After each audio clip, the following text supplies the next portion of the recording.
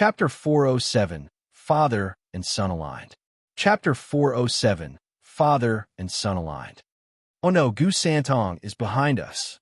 Yun Shuang cried at the incoming small red light, with her being the holy maiden and high priest Yun Shuangji's granddaughter.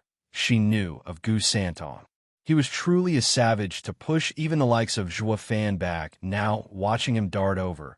Panic overwrote everything. Zhuo Fan only had a wide grin, slowing down and taking a dive for a glade. He put Yin Shuang down and waited for Gu Santong. Yin Shuang looked at him lost. Does he want to measure his fist with Gu Santong again? Gu Santong landed and ran into them. His savage display just moments ago had Yin Shuang shaking, thinking he was now aiming to smash them to bits, but Zhuo Fan's calm was infectious, easing her worries. This man is that confident in taking Gu Santong's power. Yin Shuang saw Gu Santong get closer and closed her eyes, not wishing to see Zhuo Fan pulverized, but the rumble never came. All she heard was giggling, "Dad, I missed you." Gu Santong held Zhuo Fan's neck. Zhuo Fan patted his back with a quiet smile. Yin Shuang peeked once, then her eyes bugged out. What is going on here? They're on opposite sides. They just threw fists at each other back there. Yet now they are kin? If they were so close, why did they do all that show of savagery? Yin Shuang was a pure lady, never able to understand Zhuo Fan's slick and devious nature at work behind the scenes. All she could do was stare in space. At exemplary parenting at work, Zhuo Fan brought Gu Santong over with a smile. "Shuanger, can't you tell? He's my son." "What?" Yun Shuang wobbled, on the brink of collapse from shock. A great divine dragon, the best in Tianyu, invincible scamp Gu Santong, was his son. That was more than breaking news. That was capital. Even the emperor would be speechless, since they're related. Has the emperor lost it by sending the son after the father? The two can now team up and tear the imperial palace apart. Zhuo Fan shook his head at the dull Yin Shuang, reintroducing his son. In detail, now she realized their relationship, but just now Yin Shuang frowned. Zhuo Fan grinned. "I only went with the flow, enacting a little drama for everyone. But I didn't expect the emperor to be on the same page with me. He wanted me to be the scapegoat in this chaos, and I wanted to bear the brunt, breaking the stalemate. What a coincidence we both wanted it at the same time. Otherwise, Yoning's marriage proposal wouldn't happen at the same time as the second prince's." "You mean it was all fake?" Yin Shuang's heart thumped. Zhuo Fan explained. "Yoning's marriage was an obvious taunt from the emperor. Even if I accepted it, he'd come up with other ways to get a rise out of me and break all pretense. While the second prince's proposal was my idea to break pretenses in my own way. The stalemate would be blown up with every faction out to get me, but in fact the best stage for each of them to get their share." "Oh, I see." Yin Shuang bobbed her head, still phased out. "Then what you did to me. An act as well, please don't mind it. It was only to let the others see that I had a perfectly good reason to flip out, or doubts will sprout, making the next phase harder."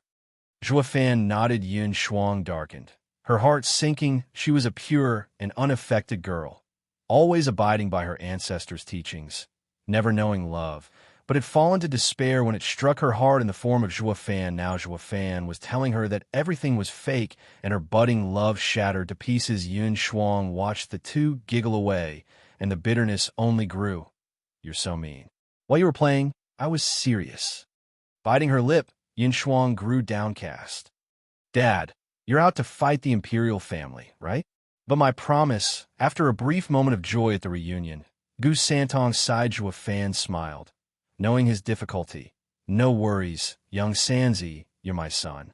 I won't make it hard on you. You made that promise to the imperial family. I promise you, the imperial family will remain. Only the emperor won't. Yeah, as long as the clan lives, even if Tianyu changes colors, I'd still have kept my word." "Ha ha, Dad, you're a genius. How come I never realized it?" Gu Santong laughed, relieved of trouble. The vow was cooked up just at the end of his altercation with that immemorial sage. With no time to iron out the details, there were plenty of loopholes. Gu Santong was a child at heart and didn't look into it, while Zhuo Fan was a weasel, finding a solution in a jiffy. To hell with the promise, when I can just use words to keep it. He had done this so many times, it was practically second nature. Young Sanzi, you've endured a lot. Look how thin you are. They must be starving you. Fan rubbed his head, taking out a seventh-grade ingredient and offering it with love. Now that Dad's here, you're taken care of. Fan had to fish out some good ingredients each time he met Gu Santong to show the stark contrast in treatments, to drive the wedge deeper, of course, all to pull Gu Santong closer and closer, helping him deal with the imperial family without guilt. See, they're a bunch of meanies not even giving you 3 meals a day. Come to Daddy, son, I have a full-course meal for you. Help your good dad beat the nasties. It's what they deserve. Everything had multiple perspectives, and under Fan's careful egging and nudging, Gu Santong hated the imperial family and loved him more. If only the emperor had known about the two, he'd be giving Gu Santong meals, brunches, and snacks, all to foil Fan's twisted heart and remove the danger. At the very least, you won't be helping me, but neither will you be tearing me a new one. With Gu Santong being a kid, whoever was better to him got closer. Gu Santong had been eating ingredients for 3 centuries, but they were all first and second grade. And through Fan's smooth talk, he felt that the imperial family was truly mean to him. As for the vow, Fan had an easy time twisting it from defending the imperial family to making sure one of them barely survived, thus crushing their foundation. But it wasn't something a puppet would ever fuss about. Gu Santong jumped in joy, stuffing the deli in his mouth. Dad, I'll help you. You only have to leave one clansman alive and done. Of course. Fan's twisted grin resurfaced. Gu Santong threw all those chains tying him to the imperial family that the vow had twisted around him, throwing his lot with Fan. Instead, Yin Shuang sighed. With these monsters together, who in Qianyu can stand up to them? Grandfather's wish is almost achieved. Steward Zhua can really change fate. Creepy wails came as 4 black clouds flew over. Steward Zhua, we're here. The 4 black clouds turned into the 4 scheming demons. Violent demon stuck out his chest. Steward Zhua, per your orders, we fixed the fight and used young miss and young master. Hi. Can you avoid using the word used? It's all tactics. Fan's face twitched, then mocked. You didn't fix it. You did lose. Look, the blood on you hasn't even dried yet. Violent demon looked down, then at his brothers, and smacked them each once. Why the hell didn't you guys tell me? I'd have washed in the creek we passed earlier. Boss, didn't you miss it too? The 3 grumbled back. Violent demon was outraged, smacking them again. If I noticed it, what use do I have of you? The trio were even more depressed. Fan shook his head. A loss is a loss. It must have been that black captain who did it. He is similar to you, but stronger. Losing is only natural. Steward Zhua, we could have one, but Violent Demon wanted to preach on, but Fan waved. It's fine. A true loss is better than a fake one for those guys to swallow. You take Schwanger to win Gay City. Young Sanzi, let's go. Where are you going? Can't I come? Yun Shuang asked, grinning. Fan shook his head. No, I'm going to get back some hostages. Chapter 408, Terms. Chapter 408, Terms. On a bleak and lonely mountain laid a hidden courtyard. Lung Wuchang sat under a graceful pavilion in the backyard, free to sip at his wine in relaxation. Whoosh. A black figure popped out of the blue, facing the old frenemy. Fan cupped his hands. Ha, sorry, hounded by Gu Santong. Only now did I manage to shake him off. Ha, Gu Santong is all brawn, but it's not easy getting away from him. I reckon Steward Zhua is the only one in Tianyu who can do it. I'm impressed. Lung Wuchang saluted back. Fan looked at the scene of paradise around him and sighed. Such is Regent Estate. You are even hiding such a refined place on a lone mountain only 10 miles from the imperial capital no one knows about. A true rarity. Of course, with the imperial capital saturated in conflicts and people from all walks of life, intelligence is still of foremost importance. The Regent Estate wants the world, and to do that it has built a secret network. And Steward Zhua can relax. Not even the Emperor's spies can reach us here. We can talk at leisure. Fan nodded, getting down to business. Sir Lung, thank you for your assistance. I I presume you have my clan in custody. Where, may I ask, are they now? Zhua Fan faked curiosity by looking around. How come I don't see them?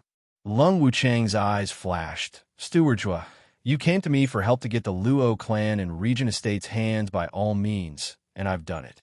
That won't make me your enemy, will it? Of course not. Zhua Fan said. I told you. Help me in this, and you'll be on my side. But wasn't it something more afterwards? Lung Wuchang smiled.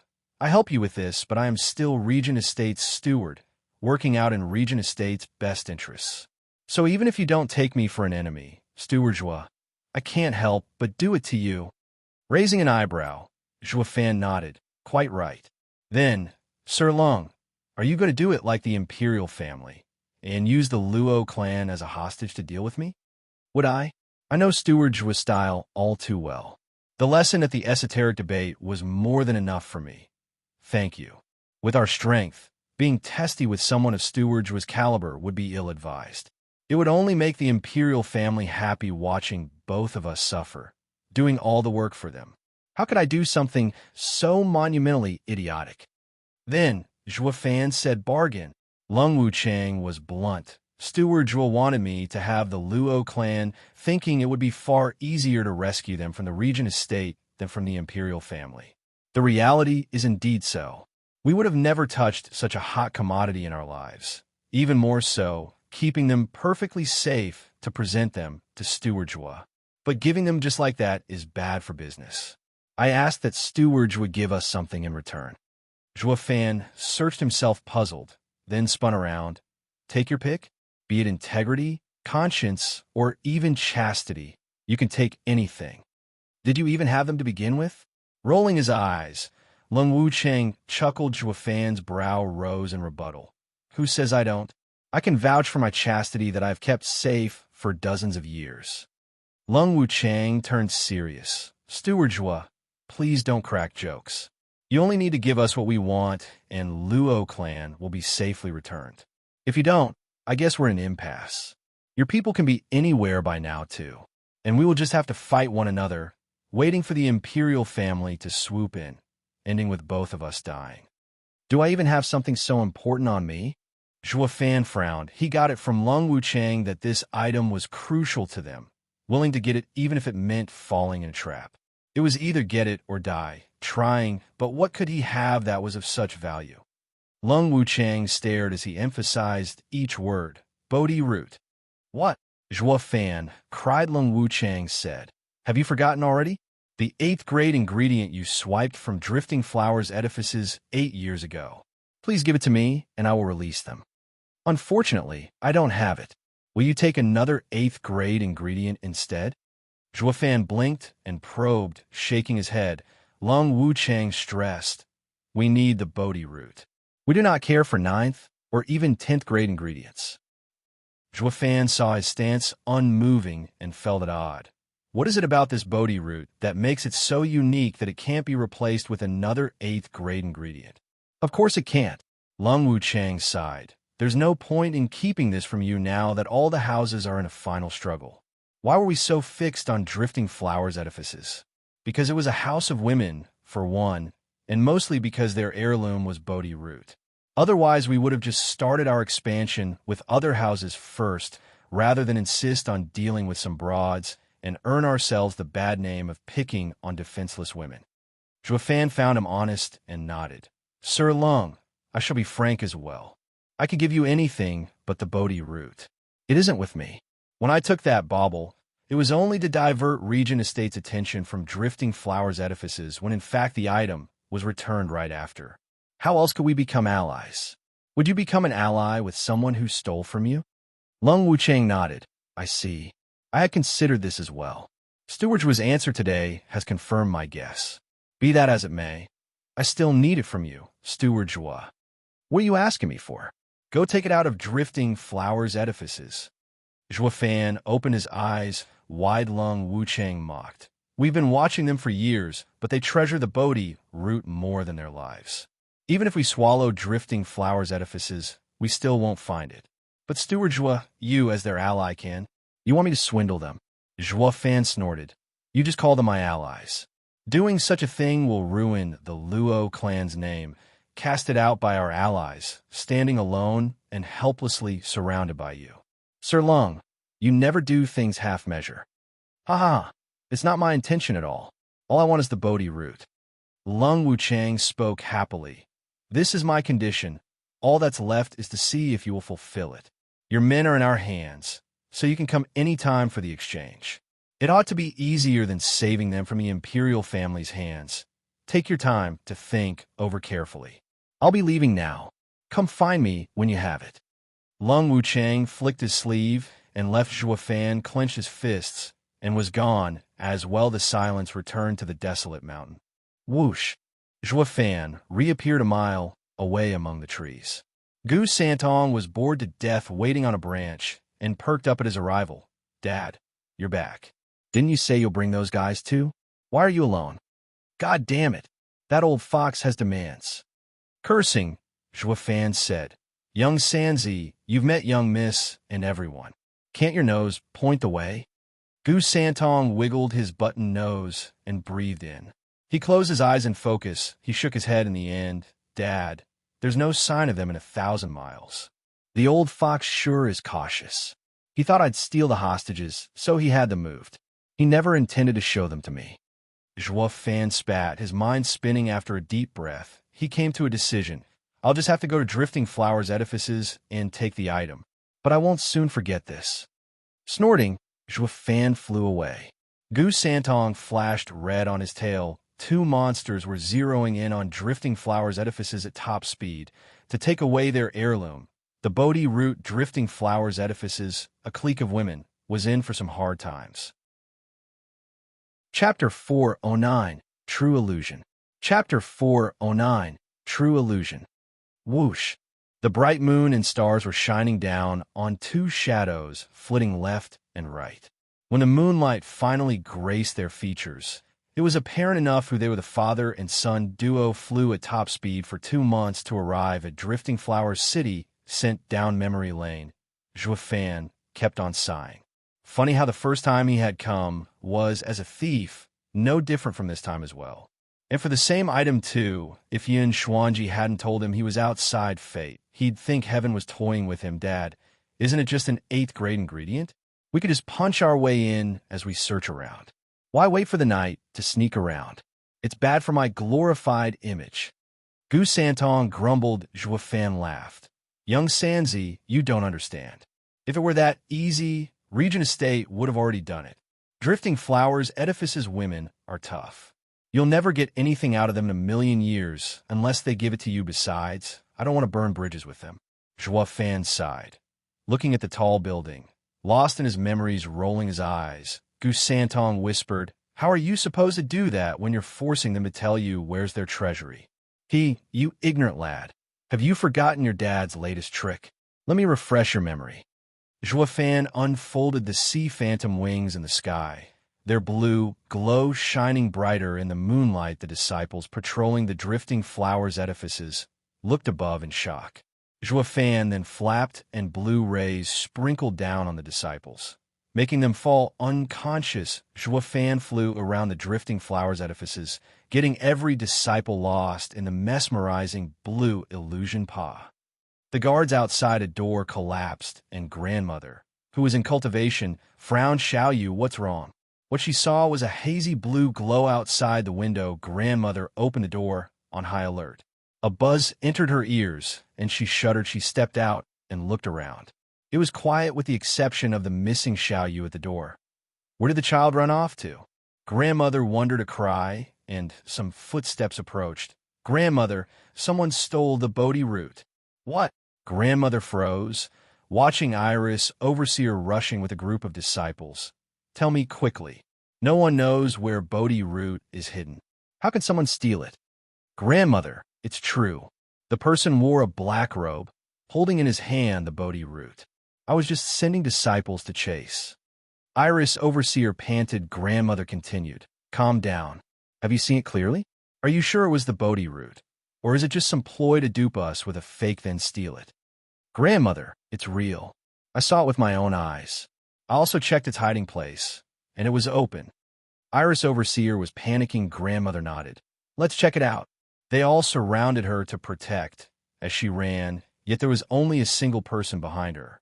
And in his eyes, Grandmother was running by herself, with no disciples and Iris Overseer around at the person's feet. However, was Xiao Yu. Unconscious, Dad. Is that woman sleepwalking? Why is she monologuing? Can't she see us? Gu Santong waved his hand in front of Grandmother with 3 golden halos flashing his right eye. Zhua Fan snickered. This is your dad's divine eye of the void's 3rd stage, Mirage World. She is trapped in my illusion without her knowledge. Through the illusion, she will lead us to the Bodhi root. We will just take the ingredient, leave her unconscious, and no one will be the wiser. They'll blame the Regent estate, of course, and we would be free of charge, still allies. Hey, Dad, you're so devious. Though that eye of yours is awesome. We haven't seen each other for so long, and it's already on the 3rd stage. Gu Santong giggled as he made faces in front of Grandmother. Zhua Fan smiled for dumping the trouble on another, and added, Young Sanzi, this hag is more than what meets the eye. She walks behind everyone else, watching everybody's footsteps and where they're going, to avoid having some stranger among them wishing to find out their secret.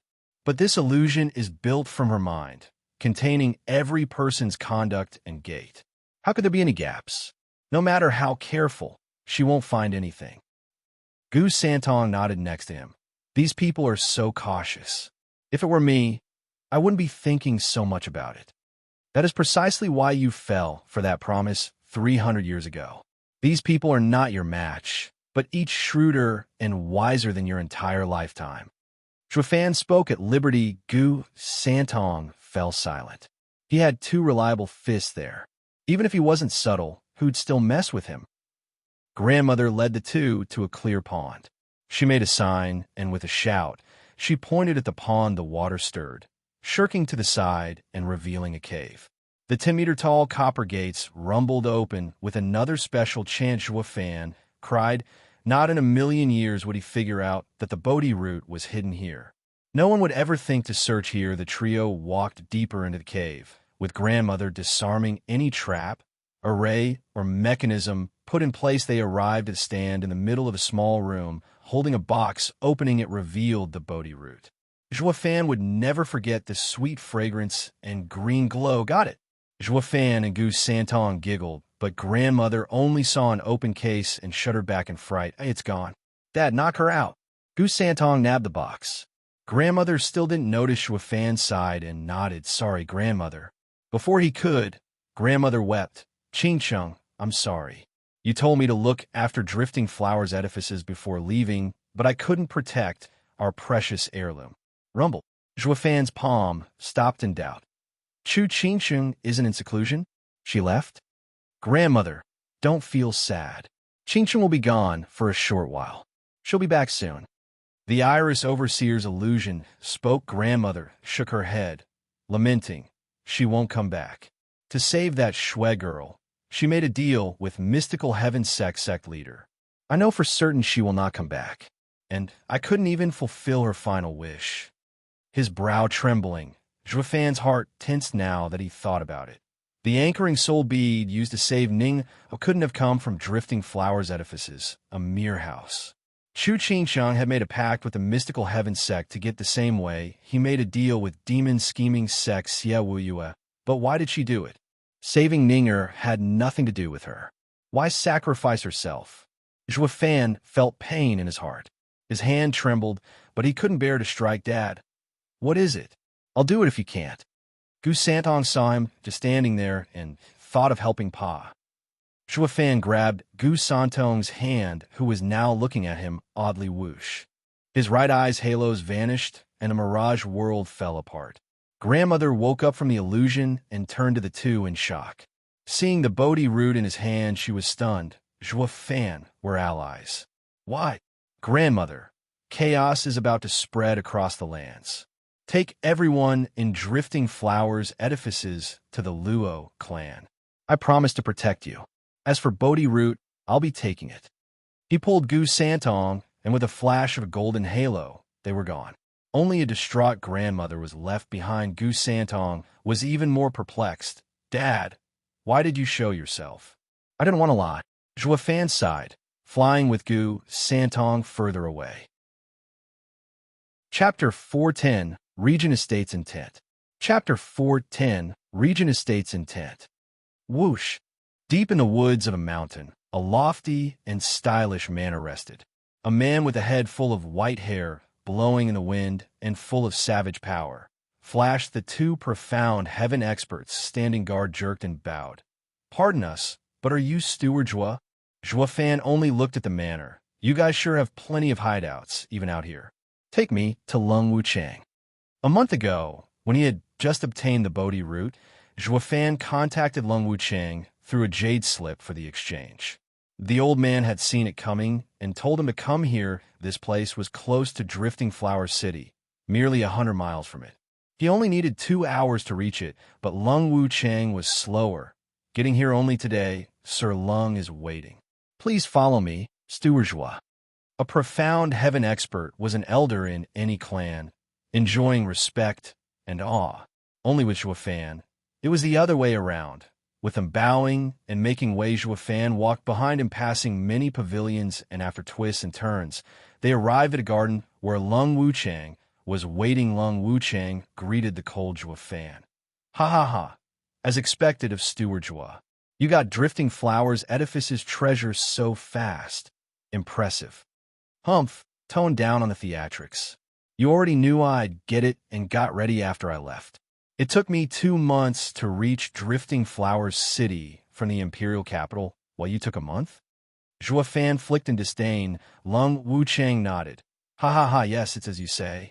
I rushed here as fast as I could after you left, because I believe Steward Zhua is a professional. That a mere Bodhi root couldn't escape your grasp. It would be a sin to delay the exchange, not with Steward Zhua wrought with worry over the Luo clan's safety. Enough, I said. I can see you're impatient to get the Bodhi root as well. Zhuofan's hand flashed, tossing a box around. I just don't get why the Regent Estate is so hung up over this thing. Doesn't it only do wonders for your complexion? Lung Wuchang's eyes never left the box, flashing with greed. Steward Zhua, you don't need to concern yourself with that. Just hand it over, and I will deliver the Luo clan down to the last man. This way, our deal will be finished. That is all you should be interested in. Zhuofan gave him a deep look and then grinned. Right, it's just a deal. It has nothing to do with me, why you need it anyway. Huh. The box opened and a green root with a sweet fragrance was revealed. Its throbbing vitality overwhelmed Lung Wuchang, his chest moving with excitement. Where are they? Zhuofan asked, licking his lips. Lung Wuchang took a deep breath to calm down. Steward Zhua, we all know of your skills. If I hand them over, you'll just take this item with you, and I'll be powerless to stop you. Pa! Zhuofan closed the lid and spoke with impatience. Sir Lung, what is it that you want? Are you going to take this and not return my people? Oh, no, no, no. No, you got it all wrong. I only mean that I can't give them to you here. Because Steward Zhua is too dangerous, changing moods faster than the wind. I have to come prepared. Lung Wuchang smiled. To be quite frank, I already had them sent back to Wingate City. All you have to do is hand that over, and I will have Ascending Jade tell them to release them. Zhuofan's brow twitched slightly, knocking on the table in thought. If I just give it, you won't release SH*T. How could I not? With Sir's magnificent display on Beast King Mountain, I've since lost all intention of inciting your ire. Compared to your current treacherous ploy, Steward Zhua, who measures every step before taking it, I am more afraid of the Steward Zhua hell-bent on revenge. It would bring no good to anyone. Lung Wuchang waved his hand in a rush, fear streaking his eyes, recalling Zhuofan's psychotic breakdown back on Beast King Mountain. Zhuofan sighed in the end and handed the box over. I hope, for your sake, that Sir Lung holds up his end of the deal. Holding the box with a trembling hand, feeling the oozing vitality, Lung Wuchang nodded and sent a jade. Steward Zhua, I'm a man of my word. With a gesture, the jade slip flew away. Zhuofan nodded and stood up. With the deal complete, I shall be going. I need to see if the young miss and the others are safe. If any harm has come to them, humph. Sir Lung, we'll be seeing each other again in Cage Dragon City. Zhuo Fan vanished. Lung Wuchang was left alone with a heavy look. He did fulfill his end of the deal and didn't even so much as leave a scratch on the Luo clan. But Zhuo Fan's cold smile left him shuddering. Not even an honest-to-God man could keep a straight face on meeting Zhuo Fan. He is a savage like the rumors describe him. Such power, such dignity, it's not something everyone has. Lung Wuchang sighed. A rough voice broke him out of his thoughts. Sir Lung, do you have it? Huangpu Tianyuan walked over. Lung Wuchang made a deep bow, presenting the box. Congratulations, Estate Lord, we have it. Huangpu Tianyuan opened the box and shuddered in glee. Ha! At long last I can train the earth-ranked martial art. 9 dragons diamond body. Indeed, Estate Lord. We are weaker than the Imperial family, but stronger than Luo clan. Yet we can't compare when it comes to the quality of their experts. The Imperial family has Gu Santong, while the Luo clan has Zhuo Fan, freaks of nature capable of fighting thousands. To take these lands for ourselves, we need to defeat those monsters. With the Estate Lord training in 9 dragons diamond body, your power will double. Heaven is smiling on the Regent Estate. Lung Wuchang praised. Huangpu Tianyuan was pleased, but then sighed, ashamed that 9 dragons diamond body needs 9 dragon souls to reach its peak, especially the last one to become ethereal. But that dragon soul is with Zhuo Fan, a true shame. Sir Lung, why didn't you set the dragon soul as a condition of the deal as well?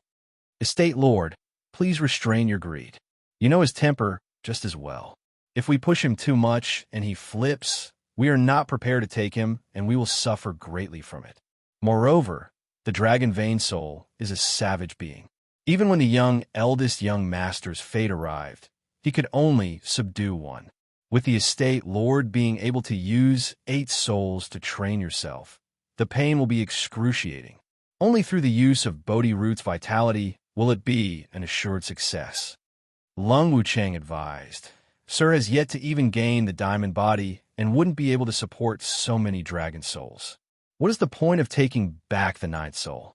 We should wait for Sir to train in it and then look for Zhuo Fan. Huangpu Tianyuan still believed that he would never train it to peak because of one missing dragon soul, though he understood Lung Wuchang's logic as haste made waste in many cases. It would be better to use the other 8 first. As for the 9th dragon soul, Humph, Zhuo Fan, you just wait. I will be coming for that last one. Huangpu Tianyuan snorted and sighed. Filled with battle spirit, none of them noticed a red flash beneath their feet 20 miles away. Zhuo Fan leaned on a tree, waiting for the red flash to enter his body. His blood infant, when he left, he had blood infant slip underground. Tuning in on their designs for the Bodhi route, he had never guessed that he'd find out so fast. 9 dragons diamond body. Zhuo Fan grinned. So using the 9 dragon souls to train, that old fox Huangpu Tianyuan can step into the ethereal stage from peak profound heaven stage. That'll be dangerous. How convenient that I have 1 dragon soul from the set, or I'd never have let go of the Bodhi route. They won't come knocking anytime soon. Not before finishing their training, that is, he. Snickering, Zhuo Fan glanced next to him. Young Sanzi, let's go to Ulbeast Mountain Range. On an ingredient hunt, Gu Santong lit up with a vague smile. Zhuo Fan only shook his head. Chapter 411, 9th Level Spiritual Beast. Chapter 411, 9th Level Spiritual Beast. Roar. In the serene forest, a cry sent the birds scrambling away. A flaming winged beast with huge eyes darted out of the forest in panic, and fear was shaking from head to toe, frantic and flapping its wings even through the dozens of trees. To get out, stop right there, I said. Now, before you make it worse. A childish voice came from behind, yet oddly overbearing, sweating all over. The spiritual beast wheezed, its wings going faster. It believed the angelic voice was that of a reaper, coming to drag him back to hell. Stop? Are you touched in the head? That's asking for me to sit still as you cut me up. Whoosh! A red flash came from behind, smacking him so hard he folded its eyes, turned white as it hit the ground in a 100-meter-wide crater as the dust settled. The spiritual beasts nearby scattered in panic. Only the large beast remained, out cold and battered. As a small figure landed on top, Gu Santong's only reaction to the pitiful, back-broken spiritual beast was, "You just don't know when to quit. I told you to stop, but no, you just had to make me do it. How dumb. I don't want your life." Gu Santong walked onto its back, grabbed the wings, and tore them off. Blood gushed like a waterfall, but the spiritual beast only jerked, still out cold, which was probably for the best. Seeing so much blood bubbling out of it would have left it crying. "Sweet Jesus Christ, you don't want my life, but my wings." How is a flying spiritual beast without its wings any different from a cripple? And you still ask me to stop? Who the hell makes those kinds of demands like it's the order of the day? What could it do? The strong worked in savage and cruel ways with the wings in his ring. Gu Santong counted on his fingers, including this 4th-level spiritual beast's wings that should add up to 80. I wonder how's Dad doing? Gu Santong jumped up in the air and was gone. Only the crippled spiritual beast was left, its eyes rolled up in their sockets and blood flowing down its back like a river. It wasn't long for this world, that's for sure. Meanwhile, in a clearing, 3 5th-level spiritual beasts were shivering from fear. Zhuo Fan strolled towards them, his eyes cold, and a faint azure flame flickering on his forehead. Sure, they'd fear Zhuo Fan just the same, even without that gimmick, but not enough to lose even their fight or flight instinct. "You three, turn around." Zhuo Fan's eyes flashed. The spiritual beasts looked at each other through tears and turned. How could a man have such power to rob them of the will to even flee? The air around him was obviously from a big boss of theirs. Zhuo Fan snickered. Touching the azure flame, without this baby here, he'd be out there wasting time chasing these beasts to and fro.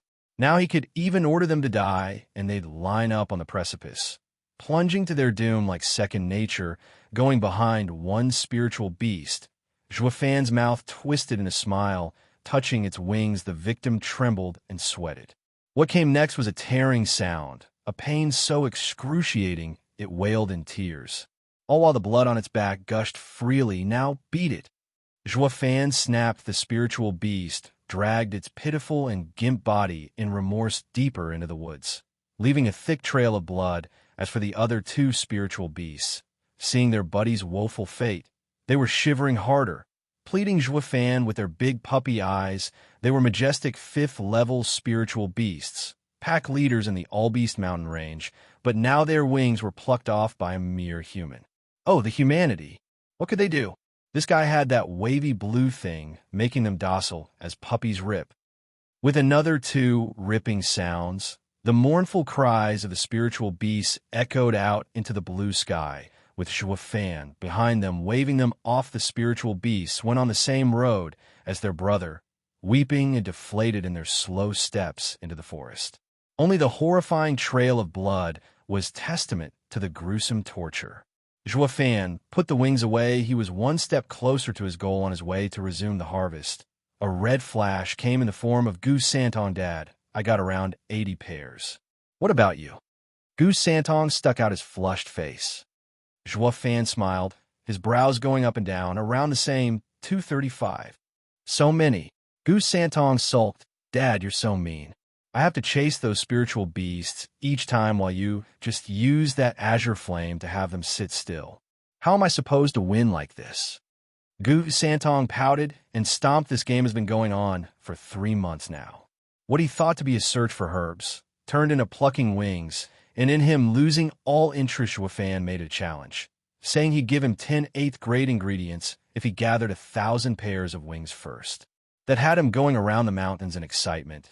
But when the race started, he found out that Zhuo Fan had a secret weapon, making the entire mountain range's spiritual beasts listen to his orders. In the first 2 weeks alone, Zhuo Fan had already overtaken him.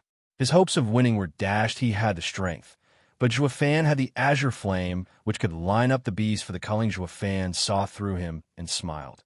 "Young Sanzi, how about this? I still need to get 1,000, but you win if you can get 300 before me." "Really?" Gu Santong's eyes sparkled.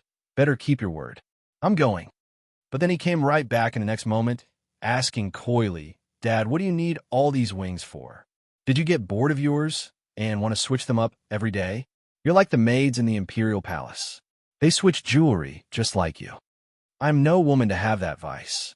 Zhuofan's face twitched. Now go do your thing. You'll find out in the evening.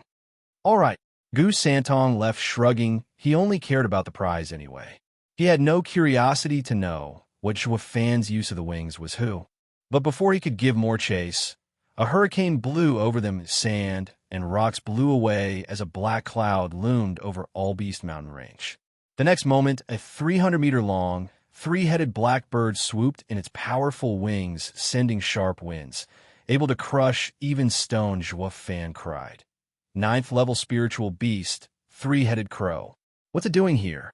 This is only the sixth-level spiritual beast domain. Dad, can we use its wings?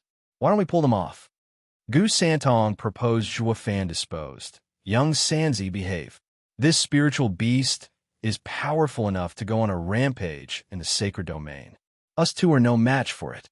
Zhuofan's heart shook, and he gulped. He never dreamed that mortal domain could have such a spiritual beast. He knew All Beast Mountain Range went deeper still, having areas the sixth-level spiritual beast didn't dare cross, that those areas were holding a terrible being. Not even he thought of exploring it. All Beast Mountain Range was a bottomless treasure vault, which he wouldn't dare open before he had the power to do so, but the guardian of that treasury had caught him with his pants down. Dad, can't your azure flame do the trick? Gu Santong reminded him. Zhuofan recovered at last. How the hell did I forget? And deployed his trick the instant that flame came out into the open. The three-headed crow stopped, with all its heads fixated on him. There you are. Each head had an azure flame. Zhuofan was rendered speechless. Chapter 412, All Beast Mountain Lord. Chapter 412, All Beast Mountain Lord. Oh my god, that thing has the azure flame too. 3 of them on top of it.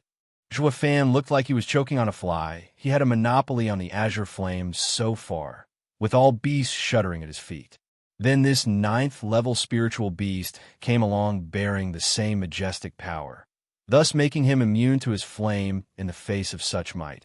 He was nothing but a foot soldier who, flapping those heaven-reaching wings, it drew closer to the pair, casting a huge shadow over them. Gulping. Zhuofan was sweating now. Was it you who has been hunting the flying spiritual beasts? Three-headed crow's eyes were on him, but only the middle head spoke. Zhuofan's forehead was sweating buckets. The 9th-level spiritual beast has such intelligence that it can speak. This is going to be hard. Such a mind was not like those brutish spiritual beasts. It was far harder to outsmart and escape. Gu Santong cut him off before Zhuofan could say anything, shouting proudly, "That's us. What about it?" "Oh, no, no, no. Don't listen to a little child's nonsense. We're not killing anybody." Covering the kid's mouth, Zhuofan wiped his brow with a smile. His heart was sinking further and further for the three-headed crow to ask about the hunting. He must have come to settle the score, no doubt. His best option was to drag it out, lie and cheat while waiting for the perfect moment to flee for their lives. Who in their right mind would ever admit? Young Sanzi is still so innocent. Compared to those foxes in Tianyu, he was as crude as the beasts in the All Beast Mountain Range. The three-headed crow's heads exchanged looks and nodded. It found the azure flame on Zhuofan familiar. "Yes, it's you all right. Come, my master wants to see you." "Master? A 9th-level spiritual beast has a master? What kind of a monster does that make him?" Zhuofan licked his dry lips, his mind out of commission. The tiny Tianyu Empire in the plain mortal domain was hiding such a secluded monster. It has to be seclusion, or his lordly self wouldn't send a three-headed crow on errands otherwise. Who could beat that? More importantly, where does he come from? Zhuofan sank in thought, and his eyes flashed. He looked at the azure flames on the three-headed crow and nodded in understanding. "Humph, you think this young master will see him just because you say so? Who do you take me for?" Gu Santong knew he was no match, but his pride wouldn't allow any retreat.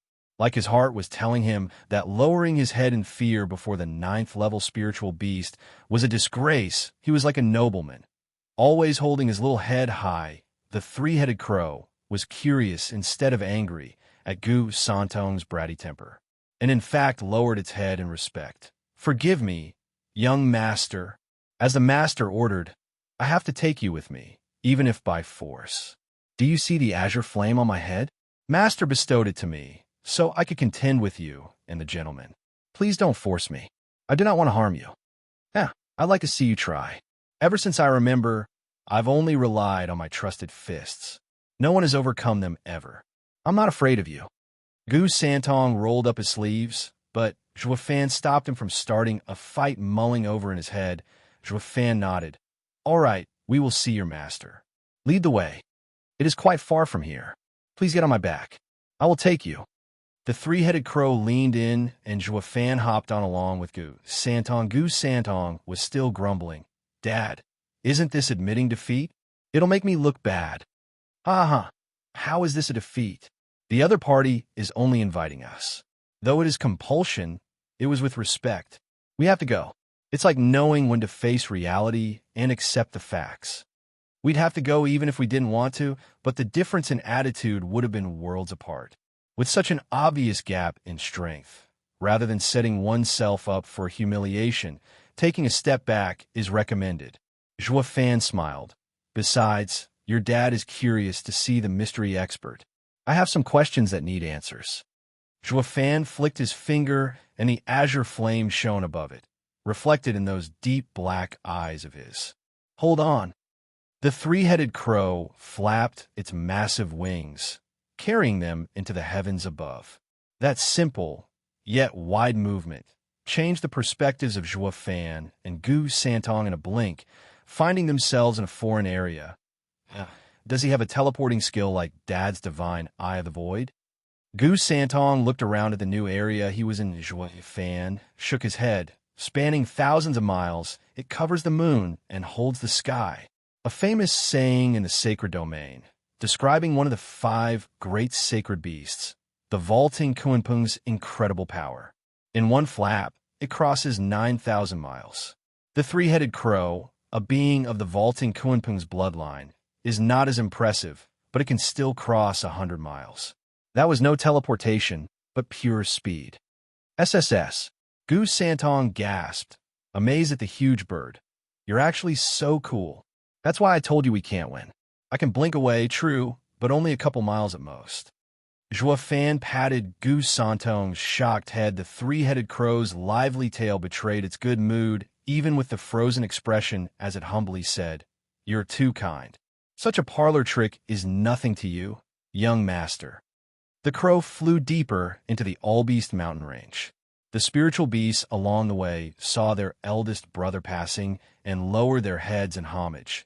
Even 9th-level spiritual beasts, even the hunting spiritual beasts, paused to show their respects. This was the power it had here, mainly because of the azure flame. For the azure flame to drive fear into the 9th-level spiritual beasts as well. That means Zhuo Fan squinted. Glancing around, he saw the king of beasts, a 6th-level spiritual beast, being preyed upon and causing a startling scene. What came even more as a shock was how the mortal domain had a place with so many high-level spiritual beasts. It begged the question, who controls this horde? What kind of being is he? Zhuo Fan was looking forward to this meeting an hour later. The three-headed crow landed on a tall mountain covered in thunderclouds. A pitch-black cave faced the all-beast mountain range, like an ever-watchful black eye on these lands. That is my master's residence. Zhuo Fan looked at the cave, at the savage beast behind them, and sighed. The only way to get here was on the three-headed crow's back. It only took us an hour despite the distance with the two's top speed. It'd take them half a month. The biggest shock was the sheer size of the all-beast mountain range. This area was more than half of the entire range. The true all-beast mountain range. Master is waiting for you. Please go in. The three-headed crow left with one last polite urging. Zhuo Fan and Gu Santong nodded. Stepping into the cave, the two were intrepid men. Come what may, we're ready.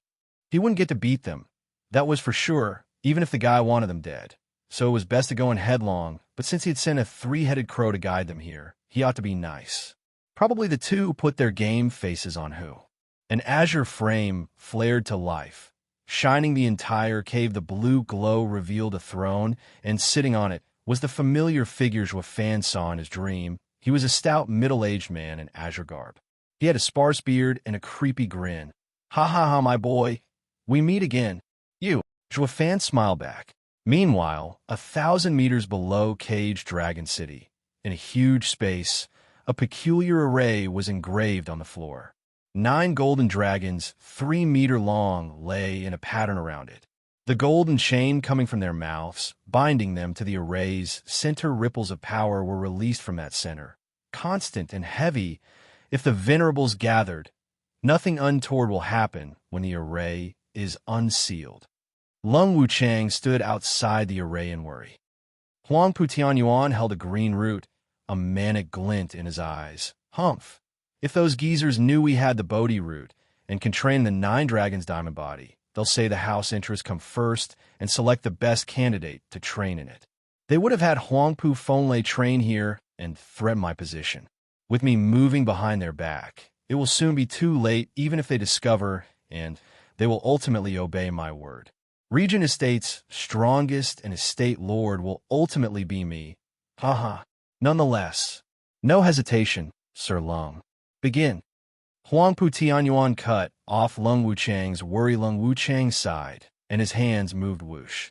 In a flash of gold, the 9 dragons pulled on the chains to reveal a bright cave releasing dragon roars. Huangpu Tianyuan was thrilled with every step, rushing inside. The glowing cave mouth was soon sealed back as the chains moved. Only Lung Wuchang was wrought with worry looking at the calmness. If Huangpu Tianyuan couldn't master the skill, the seal would break and the 8 dragons would crush even venerables. The dragon vein souls would rain havoc. Chapter 413, Vaulting Kuimping. Chapter 413, Vaulting Kuimping. Thank you, Senior, for all the times that you saved me. Zhuofan made a full bow after finding out he was the Azure Flame person back. Then the man sneered, "Ha ha ha, boy, I only saved you that one time from a wolf pack. Since the Senior has granted me the Azure Flame, Junior has used it many times to save himself. It is the same as Senior lending a hand. I will never forget such a favor." Zhuofan bowed again. The man stared Zhuofan down, though uncaring if he was sincere or not. "It's fine. I won't be asking for payment. Why don't you take it out for me to see it?" Zhuofan froze, unsure what game he was playing, but with his immense strength, Zhuofan would never win, choosing to play along. He put out his finger, and an azure glow burst out. The man looked stunned at the flame, then sighed. "I thought as much. You refined it. Kid, you sure are lucky." "What do you mean, Senior?" Zhuofan probed the man's side. "The azure flame is my innate possession, connected with my mind. When I gave you the azure flame, I could see everything you do." Zhuofan's heart tensed and his eyes darted around. "That's like having constant surveillance." The man chuckled at his obvious thoughts. "Kid, you're too cautious. What use would I have of someone as feeble as you? I was only watching out for you in case of misfortune and to send someone to your rescue. Please don't twist my goodwill." Zhuofan's heart shuddered at his warning. The man resumed. "Yet not long after you got it, you refined the azure flame, cutting off my connection. It can only mean 2 things. You either threw it away, something monumentally difficult for someone like you, or you combined it with your body on the deepest level, which is even more unheard of. It has been a problem that's been plaguing me for years, but now I see you really have done it. Kid, you're quite lucky to have it. I wonder which Grandmaster you are under." Zhuofan shuddered. The guy hails from the sacred domain, no question about it, and is at least a saint. Better err on the side of caution and be brief and short. He knew about the Blood Infant and Patriarch Blood Demon, yet still showed no ill will. So he has no ties with Patriarch Blood Demon. Saying I am his descendant should be a safe bet. Zhuofan cupped his hands. "Greetings, Senior. I come from Sacred Domain, Patriarch Blood Demon's descendant." "Cut the crap." The man lashed out. Patriarch Blood Demon was strong, but only a saint who ever cared about his blood infant research. "The skills I saw you use 9 years ago were too intricate to be from anyone under an emperor. Speak. Which one of the ancient emperors is your master?" Zhuofan trembled. The guy's eyes were sharp and insidious. Just from that array 9 years ago, he could tell Zhuofan's master's level. There's no way a pushover knows about the 10 ancient emperors and Patriarch Blood Demon. And since he lives surrounded by beasts, its king even maybe Zhuofan's sweat flowed harder in front of this guy. He was less than an ant, of no value whatsoever. The man saw him silent and sneered. "Kid, I've roamed the world all my life and seen everything. You may not say it, but I can still guess it. Those pills and arrays you used were as marvelous as they were rare, yet you're also masterful in the heinous blood infant.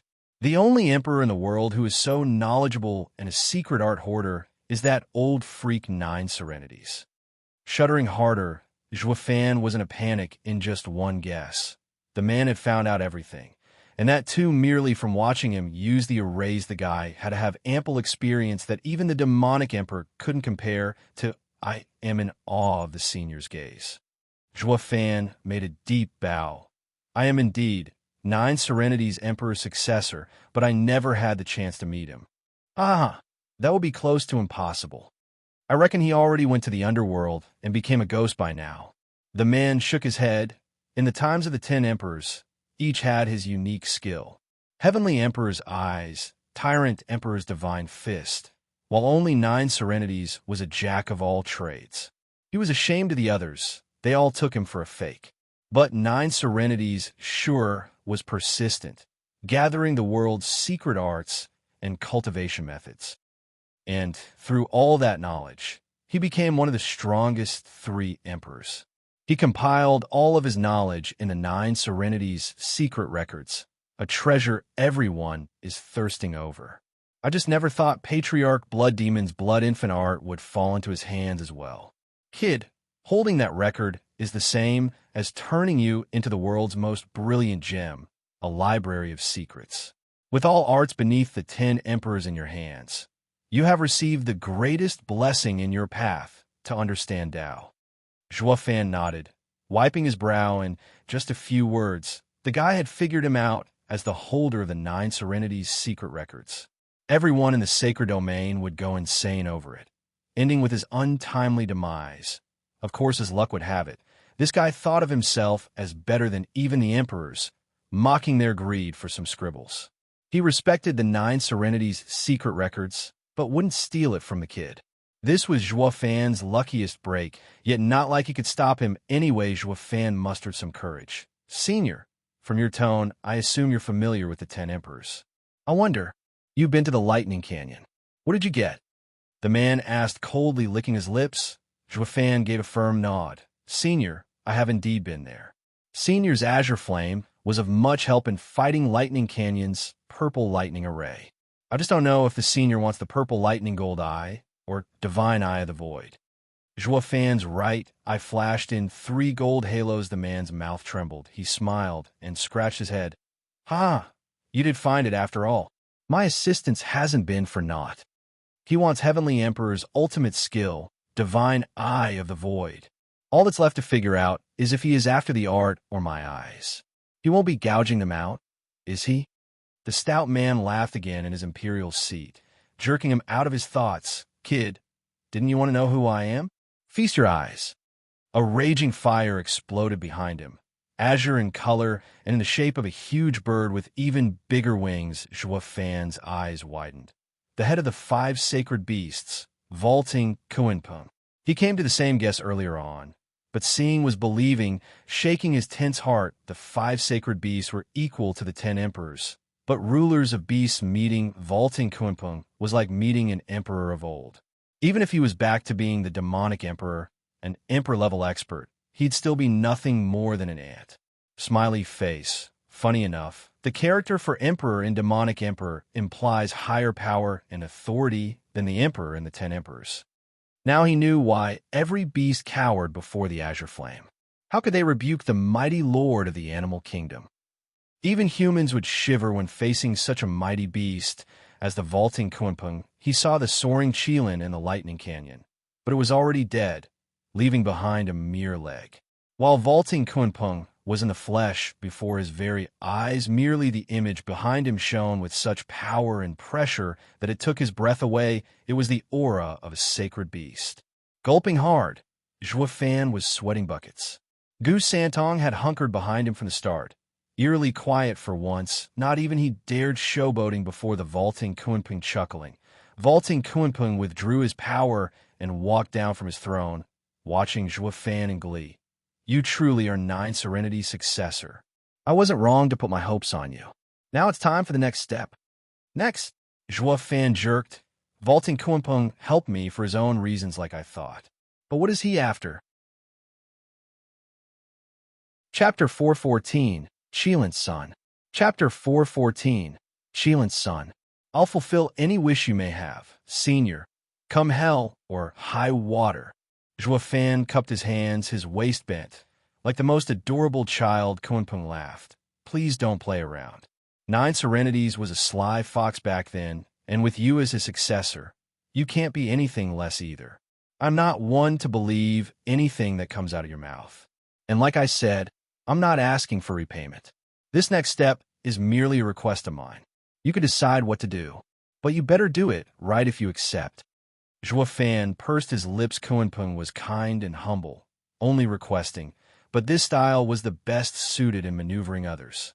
He knew that if Zhuo Fan's promise was fake, the only one to suffer would be himself. The carrot would be more appropriate in these cases, adding enough incentive to get the job done. Zhuo Fan knew that Kunpeng's request would be hard, if not impossibly dangerous.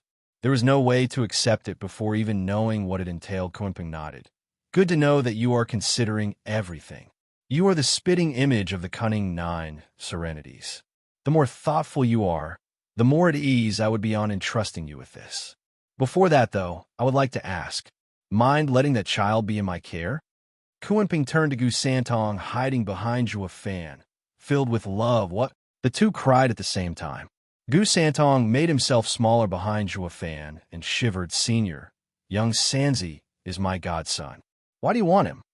Zhuo Fan panicked, knowing he couldn't stop Kunpeng if he was forceful. Kunpeng looked at them oddly. How rare. You two hit it off at first sight and even became a family. This is even better. But the child is related to me, and teaching him will help him greatly. Zhuo Fan roamed his eyes around in thought. You've seen Brother Qilin in Lightning Canyon, correct? He must be so thin, struck down by the purple lightning for so many years. This child could have only survived in the Lightning Canyon due to his father's help. Taking him out and even becoming family must be because of Brother Qilin's approval. You now know who I am, and since me and his father are sacred beasts, it would be better to let me take care of him. Cut the crap. Gu Santong hooted. This young master has lived in Tianyu. I only stayed in Lightning Canyon for 5 years. How can I be Qilin's son? Kunpeng looked at Zhuo Fan in stunned silence. Zhuo Fan retold Gu Santong's history. Kunpeng fell silent, frowned and sighed. I see, it was 300 years ago. What's wrong, senior? Zhuo Fan asked. Gu Santong was his godson. He had a theory about the kid's history, but still needed proof. Kunpeng said, 3 centuries ago, I heard a sudden cry across the world. It sounded like Brother Qilin's roar of anger. My brothers had an encounter with the Heavenly Emperor once, sealing them in the 3 forbidden spaces with the divine eye of the void, forced to endure the torment of thousands of purple lightning strikes. For many years this remained unchanged. Then at some point, Brother Qilin gave a howl of shock. I didn't know its meaning, but now I see it must have meant that he could no longer hold on and was worried for his Qilin egg dying with him. He used all that he had left to throw the egg out of that space. And from that egg came you, Gu Santong. This is why you had no mother or father. Of incredible power, just like Qilin's innate ability. None of the 5 sacred beasts can beat a Qilin in terms of strength alone. Gu Santong was stunned. He was still skeptical, but soon realized the pain he felt looking at the soaring Qilin's leg back in Lightning Canyon was because of their blood ties. Anyone would be in tears seeing their father reduced to such a state. Zhuo Fan nodded. He didn't know then why the perfect array had a gap. The Qilin used its outrageous power to make that hole to get his egg out, yet even the mighty Qilin could only make that little hole, further confirming the might of Heavenly Emperor's eye skill. And in his act of desperation, the Qilin not only lost its life, but was reduced to a mere leg. He had to have overused his strength, leaving him easy prey for the purple lightning. The Qilin might still be alive if not for getting Gu Santong out. Zhuo Fan sighed. A father's love is like a mountain. Yes, I'm sure of it. When you guys entered All Beast Mountain Range, besides sensing the azure flame, I also felt the Cheelant's aura. Now that you are before me, my sacred beast knows can't be wrong. That is why I had three-headed crow escort you here. To see it clearly, Kuanping rubbed Gu Santong's little head, sighing, "Child, you should call me Uncle Kuanping." Gu Santong only blushed, biting his lip and tearing up Kuanping wasn't hard on him, letting him digest this shocking news and turn to Zhuofan. Young Sanzi's history is certain, but I can't help but wonder what came of Brother Cheelan after you entered Lightning Canyon. How is he? Zhuofan gave a bitter smile, making his right hand flash red. Only this remained. What? The soaring Cheelan's leg is resting under your shoulder? Kuanping was flabbergasted, touching Zhuofan's right arm. The great sacred beast became a human's tool. 9 Serenity's Emperor's research was complete. You are a truly rare genius, boy. Kuanping instantly took it as an effect of 9 Serenity's Emperor's secret art. But Zhuofan was frowning, the sadness gone from his eyes, replaced with fear. For God's sake. Here you are seeing your old pal's only remains, and instead of mourning, you're praising 9 Serenity's Emperor's research. The sacred beasts aren't that friendly after all. Does that mean all that sadness just now is fake? He came up with 2 logical explanations: to win Gu Santong over and to win him over. Since he still has stuff he needs me to do, winning me overtakes precedence. Let's see where he's taking it. Zhuofan squinted but sighed. Senior, please don't grieve. Oh, sorry, I lost myself there. Blushing, Kuanping took back his hands, the sadness back in his eyes. Senior, what is it that you want from me? Snickering inside, Zhuofan bowed. Kuanping sighed. As the leader of the 5 sacred beasts, I mourn the fates of 3 of my brothers sealed away in such spaces, unable to get out, with me powerless to help. That is why I want you to do it. Get my brothers out of there. I will never forget your immense effort. Senior exaggerates. Nothing is impossible with your power. Junior is a mere ant's disciple. How can my meager skill rescue seniors from eternal damnation? Zhuofan sighed. Kuanping rushed. Kid, you underestimate yourself. With 9 Serenity's Emperor and Heavenly Emperor's ultimate skills, the sky's the limit. And those spaces came to be through the divine eye of the void. You who possess that skill will have no problem removing the seal. But my achievement is meager. It'd be better to give the art to Senior. With your training, you'd complete it in no time. No. Kuanping shook his head hastily. Each person has his own path. Humans comprehend Tao to rule over everything, while sacred beasts unearth the power deep within. Each has their own strengths, but never can they mix. A human's art is something a sacred beast and spiritual beasts can never learn. Zhuofan unclenched, of course. He didn't lose it and turn charitable. He wouldn't just hand it over.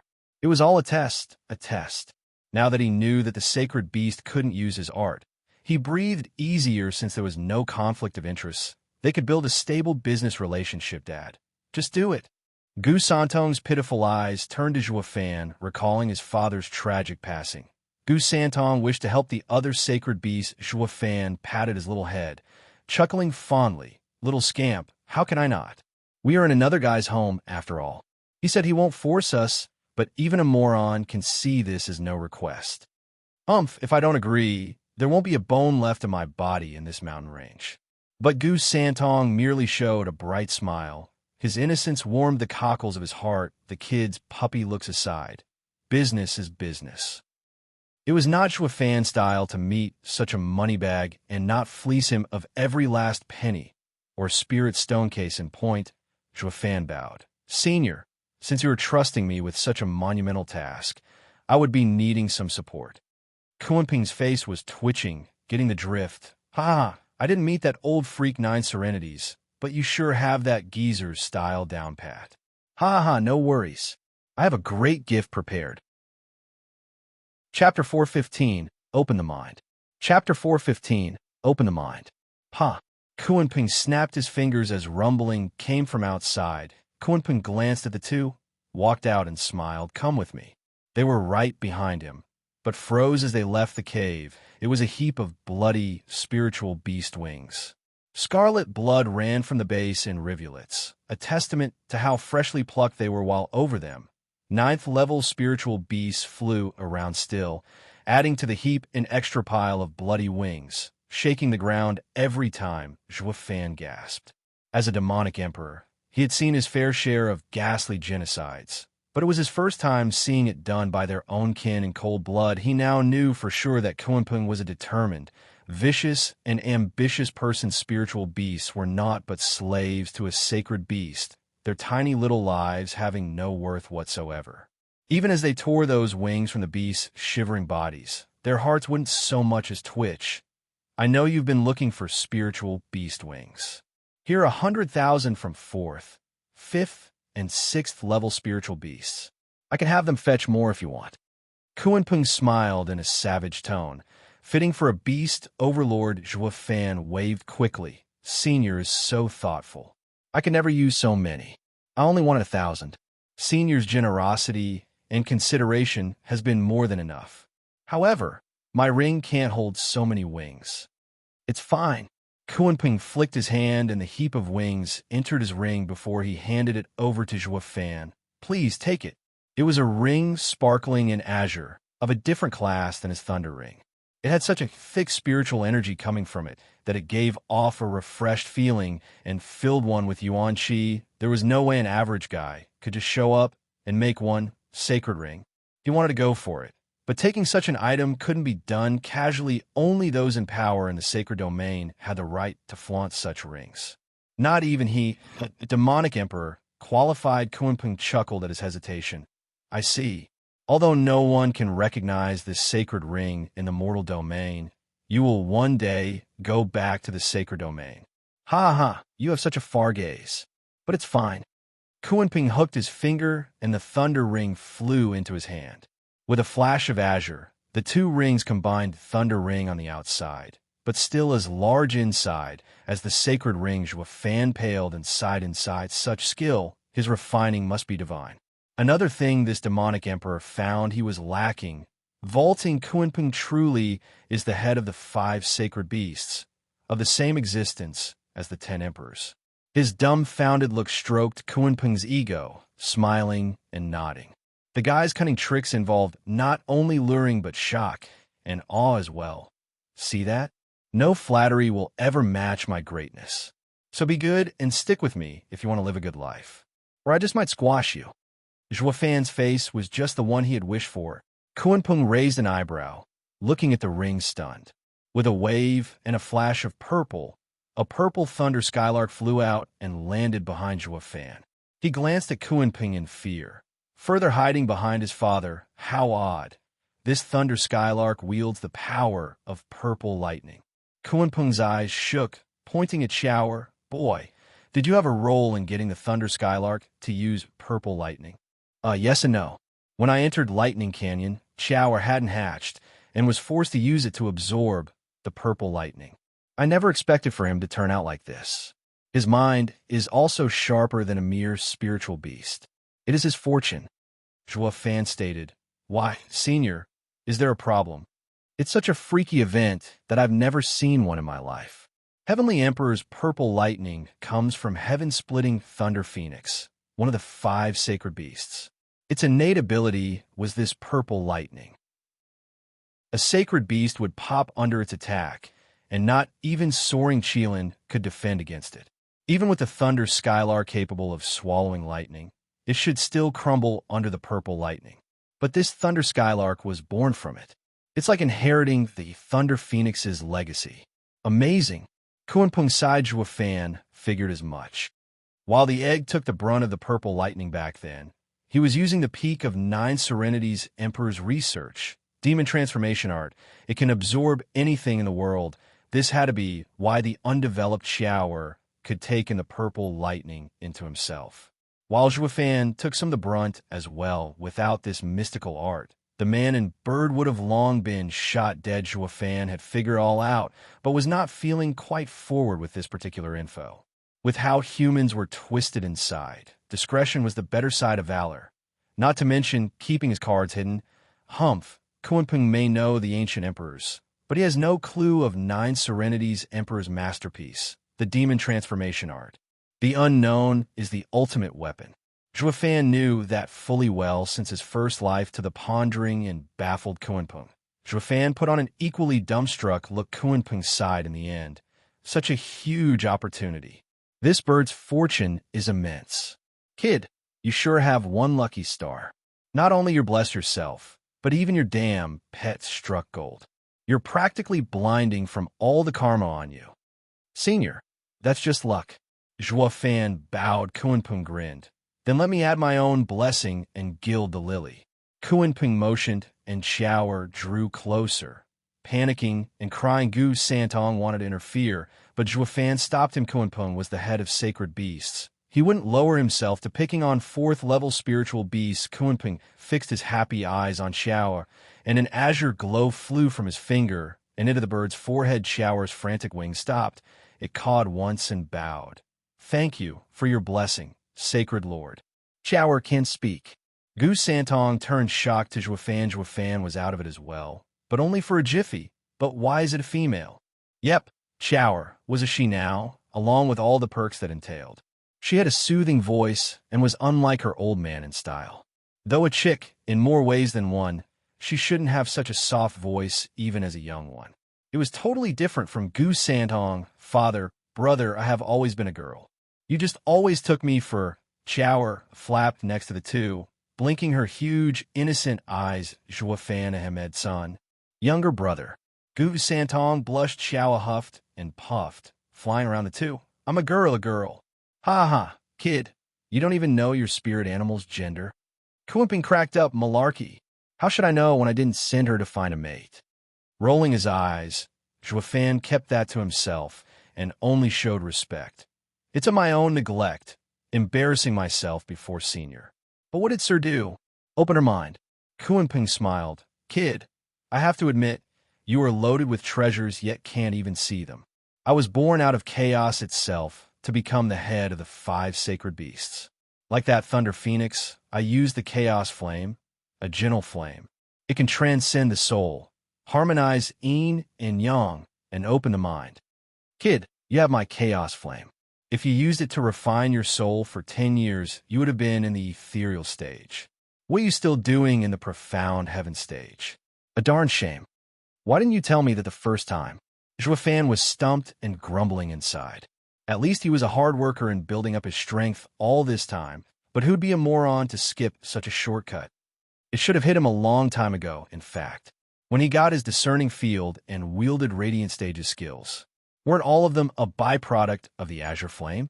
Why didn't he take the educated and logical guess of using it to refine his soul? Zhuofan felt like shedding dry tears. All those years for nothing. Kunpeng shook his head. I gave you the Azure Flame to shield your soul while also helping you get in the Lightning Canyon.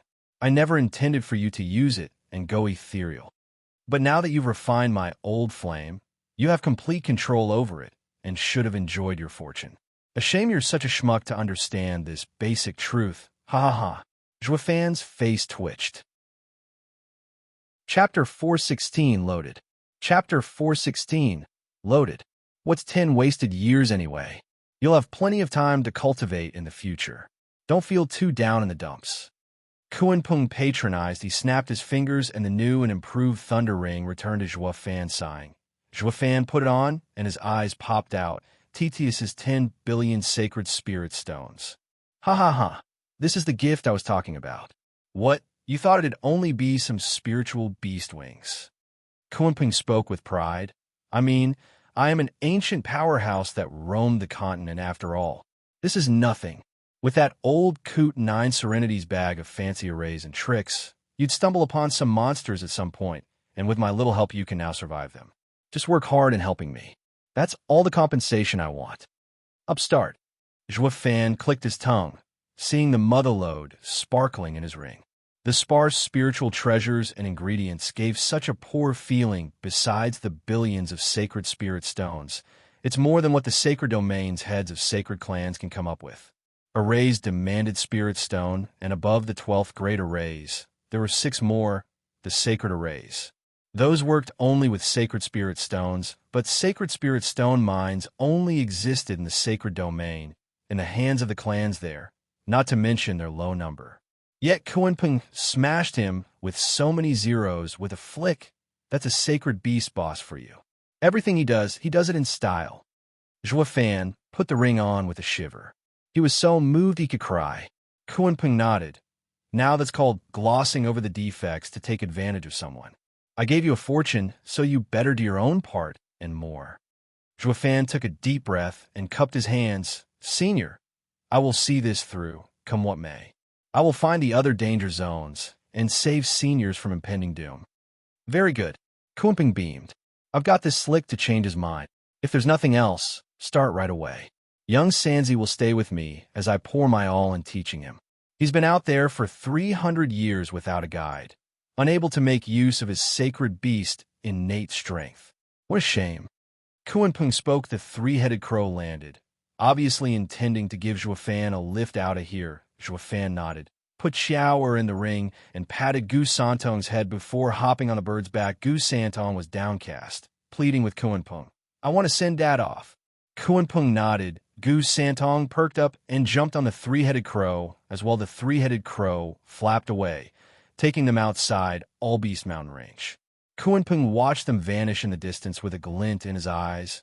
Who would have imagined I'd run into Thunder Phoenix's successor? Although a mere chick and soft, but very much capable of becoming a sacred beast. Kuanping's smile twisted. Now that I think about it, it might not be long before the 5 sacred beasts will reassemble. That will be the day, Heavenly Emperor, the day we will settle our old score. Kuanping laughed and entered the pitch-black cave in under an hour. The two arrived at the same spot they left from. Zhou Fan grabbed Gu Santong as they jumped off. He glanced wearily at the three-headed crow, then transmitted, Young Sanzi, listen and don't talk. All right? Gu Santong gave him an odd look, but nodded. Don't take everything Kuanping said as true. You need to keep your guard up. As he is the head of the 5 sacred beasts, and you are the son of one, training by his side will be the best scenario for you. But he has a hidden agenda. Just now he nitpicked on the trivial instead of focusing on the bigger things. Not once did he mention his beef with the Heavenly Emperor. This only proves that there must be more to it than it looks. You have to be careful. Zhou Fan put on a heavy expression, making Gu Santong confused. If Kuanping wanted to harm him, he would be like a fish waiting to be gutted. Zhou Fan saw right through him, responding with a reassuring look. You will be safe staying with him for now. He wants me to do something, and even if his intentions are bad, he won't act on them anytime soon.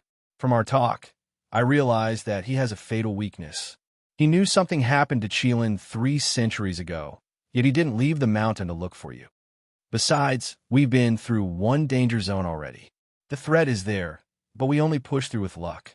While Kuanping has the power to break the zone and rescue his friends. Why is it that so many years have passed, yet not once has he tried to? It goes to show that he can only hide in the All Beast Mountain Range.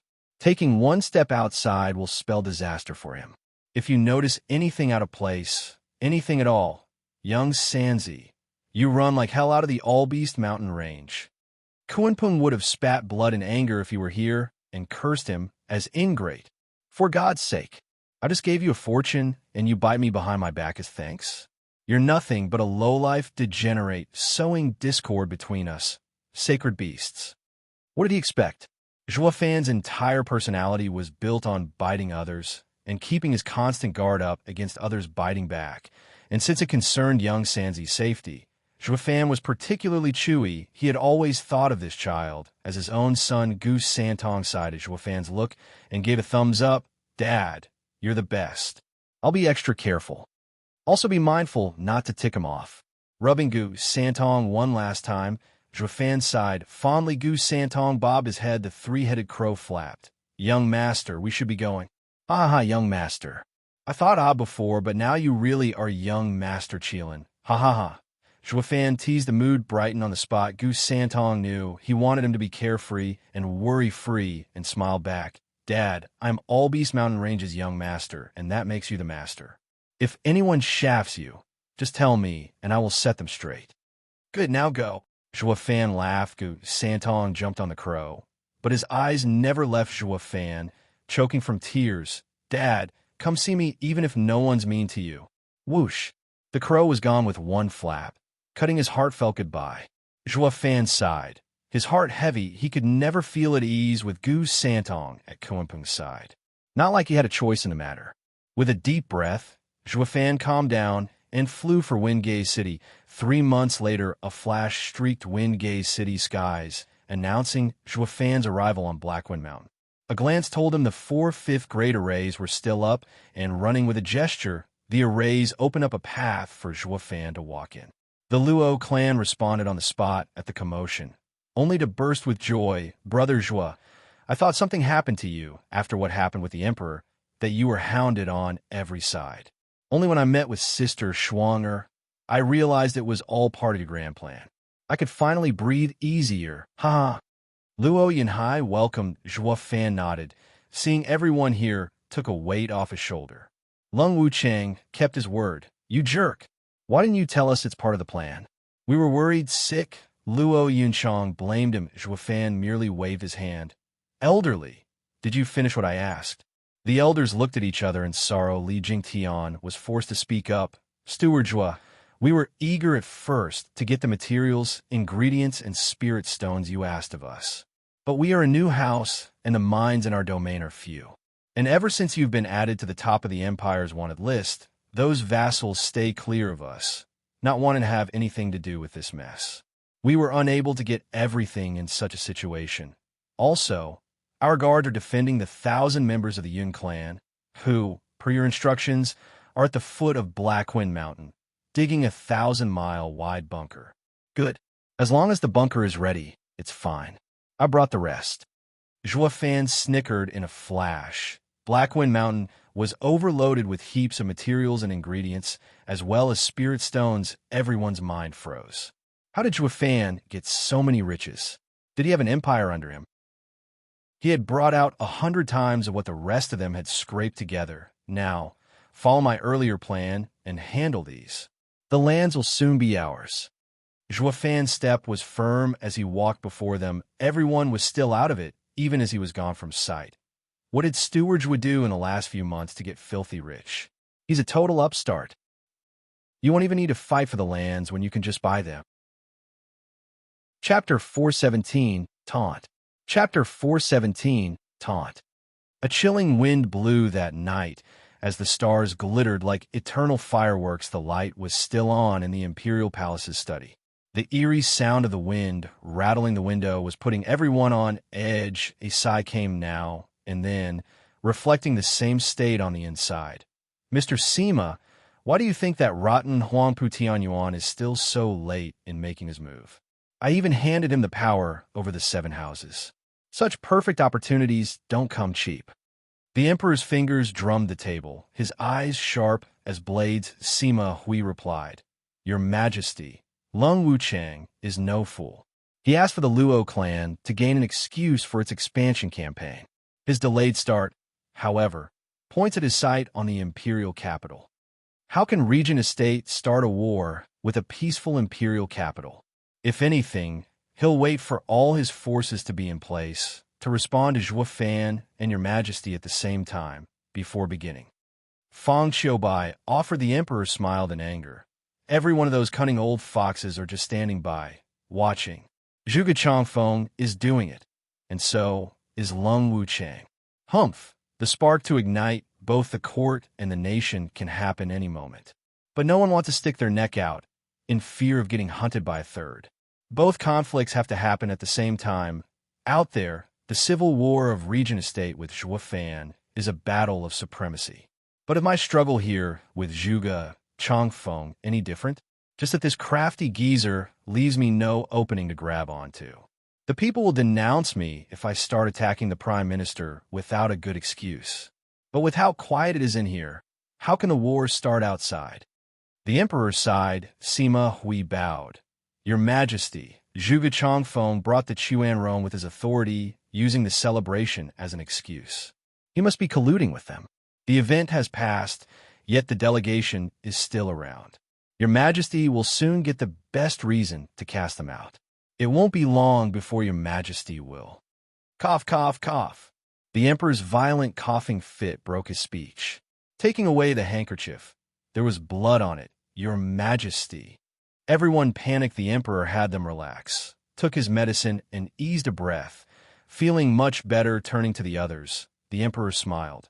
It's fine, but my life is coming to an end. I can't hold on for long. An emperor is different from a cultivator. With so many affairs taking up my time, I have little time left for training and to increase my lifespan. Ha! Not even I can fight it. Yes, mister. Sima is right. We have no time to lose. The only one suffering from dragging this any longer will be me. Sima Hui bowed and sighed inside. The others showed their utmost respect for the emperor in a flourish of their own. An emperor, beset by court affairs and limited by time, still wanted to fight with all he had to leave a peaceful and unified world, his legacy. For a successor, the people might remember him for being weak and mock him for his incompetence. But only his men knew the truth. He was just like the emperors of old, bold and powerful. Hear my edict. The emperor boomed. Divine dragons Sima Hui, Feng Xiaobai, and Shadow King are to set for Regent Estate and assist the estate Lord Huang Putianyuan in capturing Zhuofan. Set out at once. What? The men were in complete shock. Sima Hui urged. Your Majesty, the imperial capital is still in unrest. Who will protect you if we go? Please delay your order. Please, Your Majesty. The others bowed. The emperor smiled, his gaze set. I'm just giving them a chance to run amok. Ha ha ha. The emperor flicked his hand and left with a carefree laughter. Only the men were still standing there looking at themselves, lost. They knew their lord's character. His orders were final. The divine dragons and Shadow King had to obey. Whoosh! 3 dots flew out of the imperial capital, but the news spread like lightning in Prime Minister's home. Zhuge Changfeng was sipping wine in his backyard, enjoying the moon. The ground at his feet swelled and turned into a human shape. Hu Lianchai looked excited. Prime Minister Zhuge, we've just got word that all experts around the emperor went after Zhuofan. Young master and imperial tutor wish to ask if we should act now. Ha ha, what act? You couldn't have enjoyed all what the imperial capital has to offer now with it being so large. Won't it be better to take a stroll around town, partake in the customs, and just live in the moment? Zhuge Changfeng snickered as he sipped his wine. Hu Lianchai shouted, Prime Minister, sir, Chuanrong warriors haven't come to watch the sunset. You know that. Of course I know.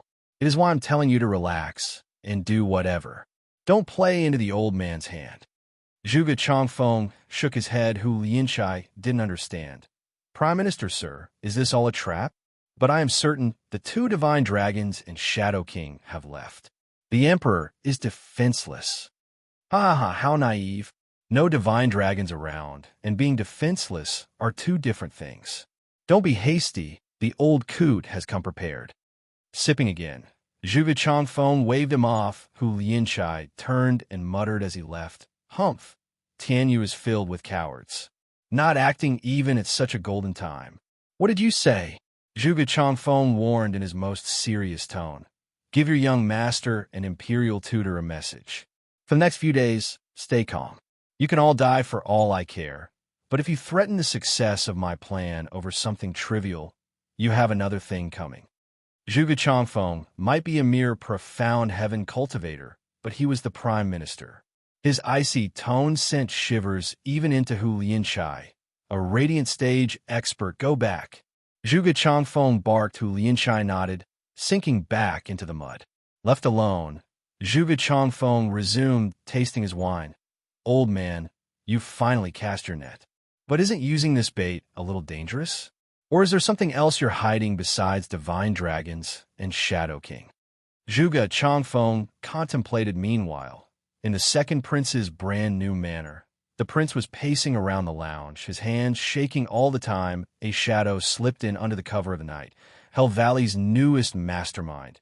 Yu Ming, Your Highness, you asked for me? Yu Ming bowed. Second prince shot for him in restlessness. Sir Yu Ming, perfect timing. I've just heard a crucial piece of information. Second prince's eyes darted around. Then he whispered when the coast was clear, Imperial Father's 2 divine dragons and Shadow King went after Shuafan. Imperial Father is defenseless. Even a moron could see that this was a taunt, and only a dumbass like you would fall for it. Then again, if not for your dim-wittedness, I'd never get to play you like a fiddle. Yu Ming hid his thoughts well, only showing a faint smile. Second Prince, I do not understand what you wish from me. Sir Yu Ming, you should understand. The situation right now. Second Prince was jittery, flailing his arms around, but still couldn't quite get the nerve to say those few little not-so-innocent words. Sir Yu Ming, you know how Holy Maiden judged me unfit to rule. Second Prince is too anxious. Regarding fate, 3 parts are heaven's will and 7 parts hard work. You're no believer to enter the stage, nor would you have let Yin Xuanji read Huangpu Qingtian's fate. And didn't Huangpu Qingtian, with his right to rule, get killed in the end? Yeah, I also believe all this hype about Providence is nonsense. Second Prince agreed. That is why I asked for you, Sir Yu Ming, to help me rewrite fate. Second Prince, I cannot even read fate. Yu Ming played the fool. Knowing fully well the schmuck's mind, Second Prince took a breath to cool his jets. Sir Lung, I want you to advise me on my next course of action. Wait and see.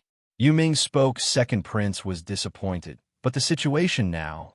Your Highness, why ask for me if your mind is set? Yu Ming cut him off with a smile.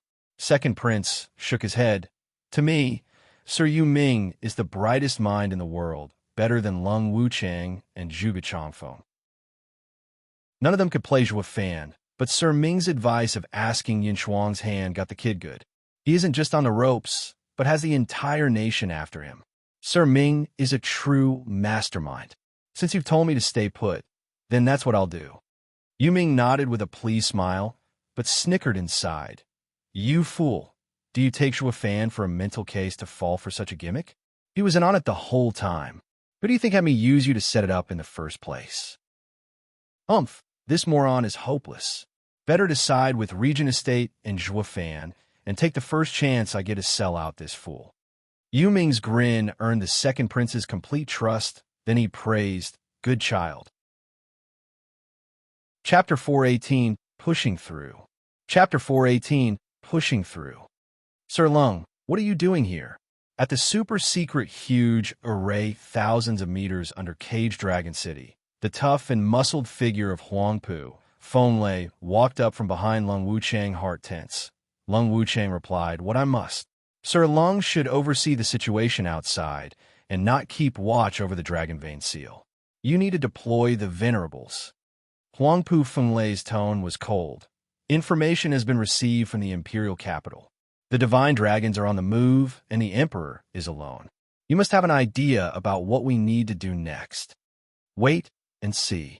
Lung Wuchang's reply was on point. Huangpu Fenglei frowned. Sir Lung, please reconsider before making hasty decisions. This is our best chance. Nothing is more important than this moment. Our best choice is to wait and see. Lung Wuchang's eyes never left the array. Huangpu Fenglei felt something was off. Being around Lung Wuchang for so long, he knew this was not his usual style. Wait for what? Huangpu Fenglei glanced about. Sir Lung, how come I haven't seen Estate Lord around? Usually when one of you is around, the other is not far behind. What is he up to being missing for so long? Estate Lord has his own thoughts. It's not something High Venerable needs to worry about. Lung Wuchang tightened his fists, doing his best to maintain calm. Huangpu Fenglei scanned the trembling face and frowned. His suspicions heightened. Sir Lung, Estate Lord is the leader of Regent Estate, and in these pressing times he needs to be on duty to look out for the house's interests. What exactly is going on with him? Sir Lung, you are the steward and must tell me, as the High Venerable. It is within my right to know. Lung Wuchang took a deep breath and maintained a straight face. Huangpu Fenglei grew ashen by the second. His aura flashing stronger, he didn't get to squeeze harder as dragon roars came from the center of the array roar. Wails of agony echoed in between every roar.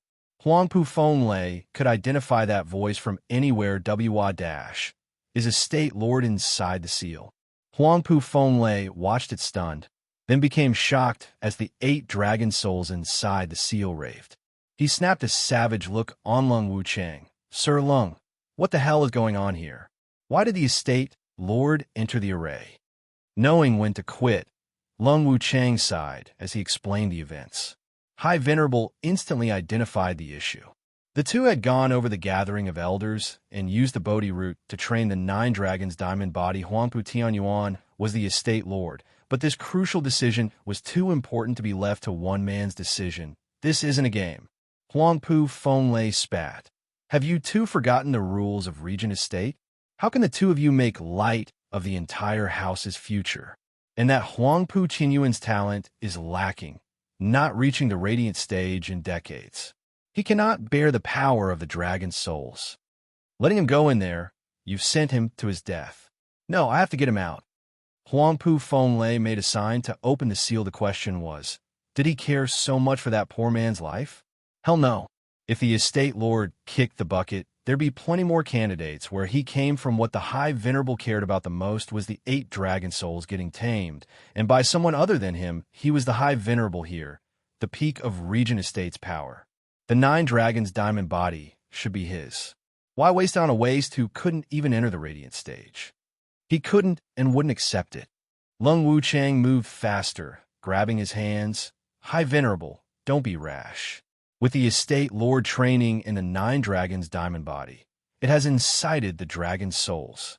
Open the array now, and the dragons will doom us all. Huangpu Fenglei was still considering, but let his hand rest. In the end, Lung Wuchang saw through his desires and advised. With estate lord's talent, achieving it will be for the best, but any mistake is life-threatening. Albeit a tragedy, at least the dragon souls will remain, and finding the next candidate will be easy. We won't be losing much at all in this. The speech hit right where it mattered, making him relax. Yeah, once he drops dead, only I'll be worthy of training in 9 dragons' diamond body. I can't just risk my future by releasing the dragon's souls in the heat of the moment. A shout of pain came from the center, easing Huangpu Fenglei's worries. Humph, with the prick's meager talent, he has next to no chance. Waiting will be better. Huangpu Fenglei sighed. If only estate lord can come back from the brink. May fortune smile upon him. Huangpu Fenglei left, just like that. Sir Lung, I will have 10 venerables watch over the array to prevent any dragon soul from slipping out. Thank you so much, High Venerable. Lung Wuchang bowed. Huangpu Fenglei was gone with a snicker. Lung Wuchang shook his head. Anyone could tell what Huangpu Fenglei wanted, to have someone inform him of the situation when there was no more peep coming from Huangpu Tianyuan. He'd strut in, take the Bodhi route, and train himself to glory, just that his plan wouldn't be fulfilled any time soon. Training in 9 dragons' diamond body needed the dragon souls to gnaw on the user and refine the dragonic soul, leading to the creation of the diamond body. The body could break any time under the process, but with a little nifty doohickey called Bodhi root and its endless vitality to offset this, the chances went through the roof. All that mattered now was the mind. With a little metal to push through the pain, success was practically a given. Huangpu Tianyuan had an average talent, but he was a tough cookie baked through years and years of experience as a state lord. All of these facts led to Lung Wuchang believing that his chances were perfect. Lung Wuchang mocked. If there's one word you can use to sum up human nature, it's greed. Huangpu Fenglei did send his men to keep an eye on things, but as months passed, the guards only got to hear wails upon wails, growing louder and louder, with a dragon roar mixed in every now and then. It was mind-boggling how a human being could even make such sounds. But one thing was clear. The man wasn't anywhere near done. Huangpu Fenglei's mood soured as he counted the days. What's taking him so long to die? Just croak already so I can have a shot. 3 months later, Feng Qiubai's group of 3 came with the Emperor's edict to cage Dragon City, urging Regent Estate to deal with Zhuofan. Huangpu Fenglei had had enough of waiting and came down to the array. Sir Lung, the Emperor has sent the divine dragons, saying they'll help us capture Zhuofan. Huangpu Fenglei proclaimed his excuse, following up with his real intention. How is his state lord faring? It sounded so innocently caring, but reaching anyone's ears was, is he dead yet? Lung Wuchang snickered and sighed. just as the whales and dragon roars stopped. Can it be? Lung Wuchang whipped his head on the array. Huangpu Fenglai lit up like a Christmas tree. He rushed to open the array and peer inside, but the bang halted all movements. The engraved array exploded in a shower of colors, revealing a bloody figure gasping for air crawling out Huangpu Tianyuan. Even his wretched figure couldn't hide the violent power surging out of him. Everyone stood agape and aware of one truth. The man was reborn as for the limit to his newfound strength. If it was legend compliant and Nine Dragons' diamond body was invincible, they had no way to know. Only Huangpu Fenglai's eyes went bloodshot, gnashing his teeth in anger. The punk pulled through? Are the 8 dragon souls in him right now? Estate Lord! Lung Wuchang shouted in joy. Congratulations, Estate Lord, upon your success in training the diamond body. Huangpu Tianyuan nodded weakly. His smile, faint the venerables, showed no change. Then a sour and insidious voice came. Estate Lord, you have gone over the venerables' council, opened the seal, and broke the house's rules. What right do you have to remain its lord? The others nodded. Huangpu Tianyuan's eyes, though, shone like a savage. Chapter 419, Earth Dragon Head. Chapter 419, Earth Dragon Head. He looked up at the white-haired elder, bearing a twisted smile and a violent aura around him. He was the second venerable under Huangpu Fenglai. With Huangpu Fenglai around, he was in fact speaking his boss thoughts. Huangpu Fenglai looked coldly at the show. Second venerable. What did you say? I couldn't quite hear you from way over there. Huangpu Tianyuan's face fell, dragging his beaten body to the old man, and leaning his ear over second venerable only got more cocky at his feeble look, raising his head to declare in pride. Like I said, I roar. A bellow like a caged dragon came, shaking the hearts of all. Even high venerable tensed, and second venerable, the target of that howl, had his eardrums punctured and started bleeding from his ears with a puff. His entire head vanished in a black and reeking mouth. SSS. The rest recoiled. They watched the second venerable just standing there, headless, with blood sprinkling from his neck in place of his head. There was now a beast's. Triangular eyes, rough scales, and the size. All pointed at it being a dragon head, but the owner of the head was human in body. Huangpu Tianyuan, in a blink, his head had turned into a dragon's. Ripping off Grand Peak Radiant Stage's head, clean off the hearts of the rest shuddered as blood seeped from that maw. Any complaints lodged in their throats. Huangpu Fenglai was bug-eyed. Nine Dragons' diamond body, dragon head transformation. This transformation boosted invincible defense and sharp fangs to tear into even a Radiant Stage body cultivator. Huangpu Tianyuan took 3 months to step into Zhua Fan and Gu Santong's level of freakishness. To everyone here, he might have even surpassed Zhua Fan. Zhua Fan relied on his 2 fists, while he had the 9 Dragons' diamond body, leaving no part untransformed, becoming truly invincible. Cold eyes glanced around the rest. Huangpu Tianyuan's head regained its normal form, though the blood still leaked from his mouth, amplifying the dread. Regent Estate's rule is to listen to the Estate Lord. I hope venerables will remember that for your sake. Huangpu Tianyuan snickered a threat. It was about time. He felt like a true Estate Lord. Power demanded authority, demanded the respect and obedience of the world. The venerables lowered their heads. We obey, Estate Lord. Huangpu Fenglai sighed, parroting the others. He knew his chance would never come in the Regent Estate.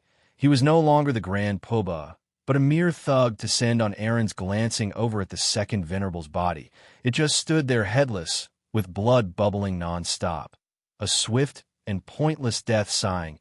Everyone turned morose. Their endless glory era as venerables in the Regent Estate had come to pass. Congratulations, Estate Lord. We now have the power to fight this war. Lung Wuchang laughed. Huangpu Tianyuan nodded. Zhua Fan, Gu Santong, we'll be seeing each other soon enough. Ha ha ha. Estate Lord, the Emperor's men. Lung Wuchang spoke of the details. Huangpu Tianyuan nodded and showed a cold smile. Humph, just some divine dragons and a shadow captain to monitor me? Naive. Huangpu Fenglai rolled his eyes. Just presumptuous much? To look down on even the likes of divine dragons. Then again, It does make sense. Even united, those three can't do anything to him. Mocking them is only natural. Huangpu Fenglei's envy grew with each thought, his drool leaking. It would have been so nice if it were me instead. Alas, it's wasted on an average person like him when it would have shined in the hands of a High Venerable. Like yours truly. A darn shame. High Venerable shook his head, which Huangpu Tianyuan ignored, saying to Lung Wuchang, "But since they're here to assist, we do well to use them. No matter what insidious plot they have, my strength will trump it. Estate Lord is brilliant. This is what I've been waiting for. With Estate Lord's unstoppable power, anything can be settled. Even a fight with Zhuo Fan or the imperial family." Lung Wuchang bowed, excited that his long-cherished ambitions were about to come true. Huangpu Tianyuan laughed, strutting, "Come, let us meet these experts, ha ha ha." The others bowed and followed. They soon arrived in a lounge where the divine dragons waited. But the relaxed look on Huangpu Tianyuan had them all tense, peak radiant stage. The trio exchanged shocked looks. They all knew Huangpu Tianyuan was a peak profound heaven cultivator, yet he had now shown up 3 months later at the same level as them. His speed was more freakish than Zhuo Fan's. They could feel the threat coming from his blood-reeking figure. It only put the three on guard. Huangpu Tianyuan's sudden transformation had them on edge. Estate Lord Huangpu, it's been ages. I am impressed. I wonder what miracle art the Estate Lord used to undergo such an amazing transformation. Fang Qiubai probed Sima Hui, and Shadow King paid their respects as well. Tense and eager for the answer, Huangpu Tianyuan grew bolder at their reactions, but dodged the question. "Please sit. You have come by the order of the Emperor to help Regent Estate capture that traitor. I am truly grateful. Let us discuss our plan of action." The three glossed over Huangpu Tianyuan's obvious secretive nature and said, "How should we proceed, Estate Lord?" "Ha ha ha. I and Sir Lung have already discussed it." He and Lung Wuchang showed a vague smile before the first continued. "To kill the rider, you first need to remove his horse. We will first clip Zhuo Fan's wings. As you all know, Drifting Flowers Edifices, Veiled Dragon Pavilion, and Soar Marquis Abode are on Zhuo Fan's side. Before we move against Zhuo Fan, we need to cut him off, beginning with his allies. You just want the houses." Fang Qiubai squinted. Huangpu Tianyuan's wild ambitions were already an open secret, but it all fell under His Majesty's plan anyway. And the three nodded. "Then let us begin according to Estate Lord Huangpu's plan." Sima Hui nodded. Huangpu Tianyuan was giddy inside. That line was the same as having the imperial family validate his thirst for power, that they wouldn't interfere in his campaign. This is the best chance in history. Though clear that the imperial family wouldn't, but because it had its own hands full. He had to move faster before the imperial family finished settling up its affairs, and the situation would enter a deadlock again. Huangpu Tianyuan thus put in action the plan of attack on the three houses and notified Hell Valley and Pill King Hall to coordinate. What neither side knew was that in the middle of their talks, subtle signals kept pouring out from their location. They spread to the tree outside, then to the stone table, and they kept going further beyond, going from one location to another. It went on for miles, a dozen miles out of Cage Dragon City. In a forest, a figure in black leaned on a huge tree in meditation. When the tree let out a signal as well, the figure opened his eyes and used ascending jade. It flew high in the sky, gone in a blink. Chapter 420, Zhuo Fan's Thoughts. Chapter 420, Zhuo Fan's Thoughts. Where's Zhuo Fan? I have crucial intelligence. In the Luo clan hall on Blackwind Mountain, Lei Yuding in all black skipped over. She asked when she saw only Yin Fu was around, playing the assistant and handling resources. Yin Fu pointed at the floor. "Go to the bunker. Steward Zhuo has been there for the past few days." "Thanks." Lei Yuding waved. Yin Fu asked before she got away. "Captain Lei, just what intelligence has got you so giddy?" "Nothing much, just that the Regent Estate is on the move. Not to attack us, but our three allies. We have more time to prepare." "What?" Yin Fu shouted, rushing over. "Is the information accurate?" "Let me see." Lei Yuding raised an eyebrow. What's got you in such a tizzy? It's got nothing to do with you. And this is for the steward's eyes first. An assistant has no right to see it. Yin Fu paused and nodded. It was one of Zhuo Fan's rules to prevent a leak and maintain secrecy. Anyone caught breaking it would be in for a severe punishment. Even with this rule, he was still worried. Captain Lei, let's go to Steward Zhuo. Even if you do report it, with me there as well, he'll allow it. Lei Yuding nodded. The two soon arrived at the bunker. There were people everywhere. Luo clan's guards with the Yun clan's people made up for 10,000 heads, busying themselves in every corner of the cave, according to the orders from the front. That was where Zhuo Fan and Yun Shuang, where he was ostensibly making an array, unknown as of yet to what end. Humph, Steward Zhuo, you sure are a good headhunter. Flirting and working at the same time, not missing a single second. Lei Yuding saw the two close and jealousy reared its head. Yun Shuang blushed and lowered her head. Zhuo Fan only raised an eyebrow. Miss Lei, what brings you here? You should be out there gathering intel. Humph, I came here to report. Lei Yuding threw a jade slip, her tone cold at the lovely couple. Steward Zhuo, how's it going between you and Miss Shuanger? Any progress? Be nice. Shuanger is Yun clan's holy maiden. We're only discussing how to direct her people. Zhuo Fan turned his attention to the jade slip. Zhuo Fan's cold attitude had her even more enraged. So she turned a broken smile to Yun Shuang. Miss Shuanger, let me give you a warning. Zhuo Fan is unreliable. He draws a pretty crowd, but he only sticks around for 3 months at most, taking the girl and all her possessions. Your sister here is a living witness and victim. So I warn you, as someone who has gone through this already, be on guard around the thieving Zhuo Fan. So you are soft towards Steward Zhuo as well. I thought it's only young Miss Luo. Shuanger blinked her large, innocent eyes. Lei Yuding flushed, still holding her head high in stubbornness. No way. Why would I look at him? Yeah, you don't like me, so don't talk behind my back, huh? Zhuo Fan opened his eyes and chuckled. Regent Estate is finally moving, and against those houses.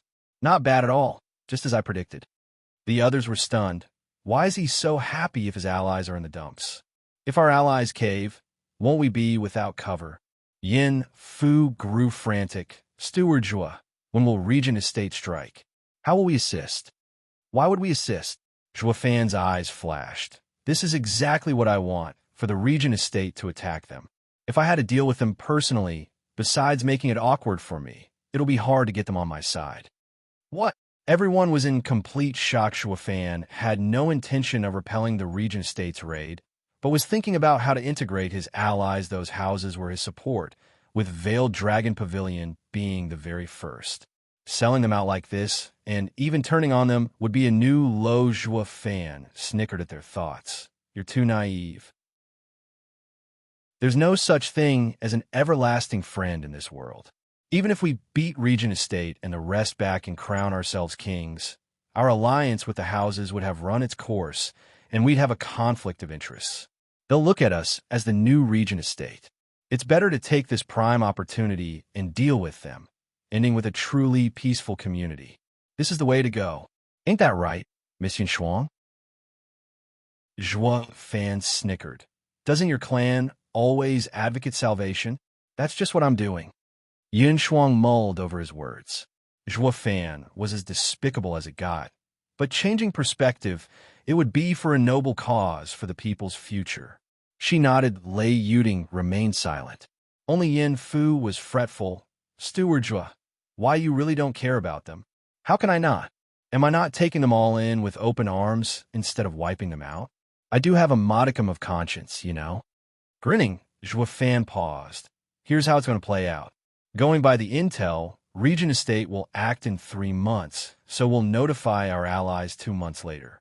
Without any preparation, their 1,000-year legacy won't save them. Though they can still flee, leaves us as the only option to turn to. And since they'll be in our house, they'll know to keep their heads down. We'll use this chance to integrate them while making them eternally grateful for our help. That's just how good I am, doing them a favor. Now, ain't that a twofer? Rotten. Everyone revolted. They were sickened by his methods, yet bowed in respect. Such a heartless move could only come from the bottom of a blackened blood pump of a demon, like Zhuo Fan watching the world aflame and swooping in to reap the spoils. That was his style, all right, he would profit and earn fame, more devious and sly than a fox could ever be.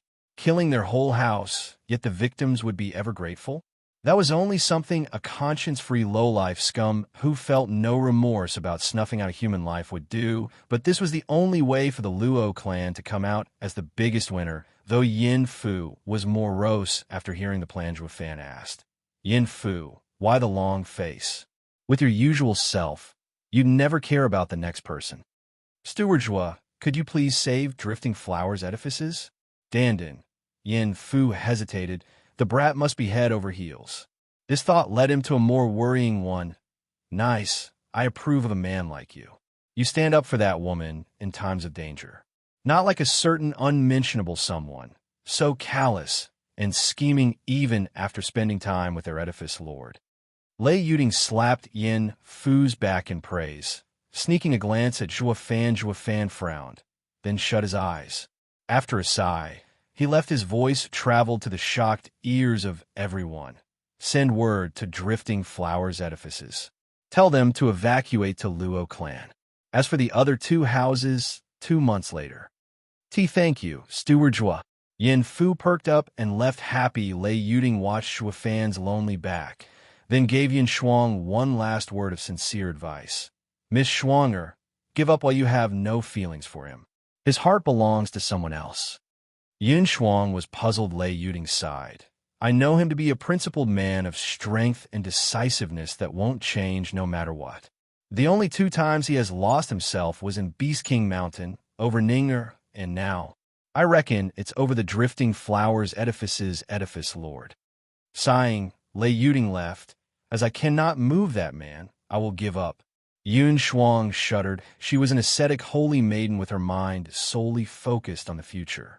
But now, she has sunk into perplexity. As Zhuo Fan left the bunker, he went deeper into the forest. Sullen, a blue-robed person popped up in front of him. Vicious Pill King Yin Song, Elder Yin. What is it?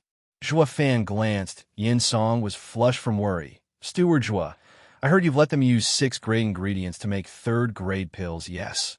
Won't it raise their success rate? Zhuo Fan nodded. Yin Song's heart was bleeding. But Steward Zhuo, isn't that a waste? Zhuo Fan grinned. Elder Yin, here's the thing. In half a year, I plan on seeing 100,000 3rd-grade pills, the spirit melding pill. After so many years of being in your care, that batch of hundreds of people can only make a 3rd-grade pill at best, with a low chance of success as well. To get 100,000 pills, I can only use high-grade ingredients to boost the odds. But isn't it still a waste? Yin Song was an alchemist and felt pain seeing them go like that. Zhuo Fan mocked, his eyebrow high. It's fine, we're rich. Zhuo Fan left suddenly and came back with the biggest haul of the century. And the original plan to bake 10,000 pills was up to 100,000. It not only meant more work for them, but it had an even lower chance of success. So Zhuo Fan compensated with riches no matter how much Yin Song cherished every leaf and petal. He had to accept it. Going back slumped and depressed, Zhuo Fan's voice was heard from afar. Oh, Elder Yin, tell Elder Li and the others to gather. We're leaving for Hell Valley soon. And those profound heaven fakers, have them come as well. Zhuo Fan's eyes glinted as his mouth curled in a twisted snicker. Chapter 421, Raiding Hell Valley. Chapter 421, Raiding Hell Valley. Whoosh. Thousands of people landed, their gaze forward. A misty valley stretched just out of reach, black and violet, sinister and creepy. A jacked-up old man walked into the thick mist with a smile. At some point, Li Jingtian looked back at Zhuo Fan. Hell Valley sure is cautious, activating their 5th-grade array already. We'll need at least a day to break it. Which house doesn't have misgivings in these troubled times? It's all within my calculations. Zhuo Fan went to the front and investigated the mist with a mocking gaze. As for punching through, it won't take that long. Zhuo Fan's right eye flashed in a double golden halo. Divine Eye of the Void's 2nd stage, Void Annihilation. Whoosh! A vibrating ray shot out of Zhuo Fan's eye, and in a hell valley followed by a series of booms and bangs. The mist trembled twice before lifting completely. Li Jingtian looked at Zhuo Fan in glee and a thumbs up. Hey, that's our steward Zhuo. Breaking an array like this is so damn convenient. When it comes to arrays relying on space, you just have to burst their bubble and the array would unravel by itself. That's what this move of mine is all about. There's nothing great about it. Zhuo Fan casually said, but Li Jingtian sighed inside. If it's that easy, do you see anyone else doing it? Zhuo Fan's every move was simple, yet astonishing to anybody who witnessed his feats. Li Jingtian held Zhuo Fan in even higher regard. The array is open, attack.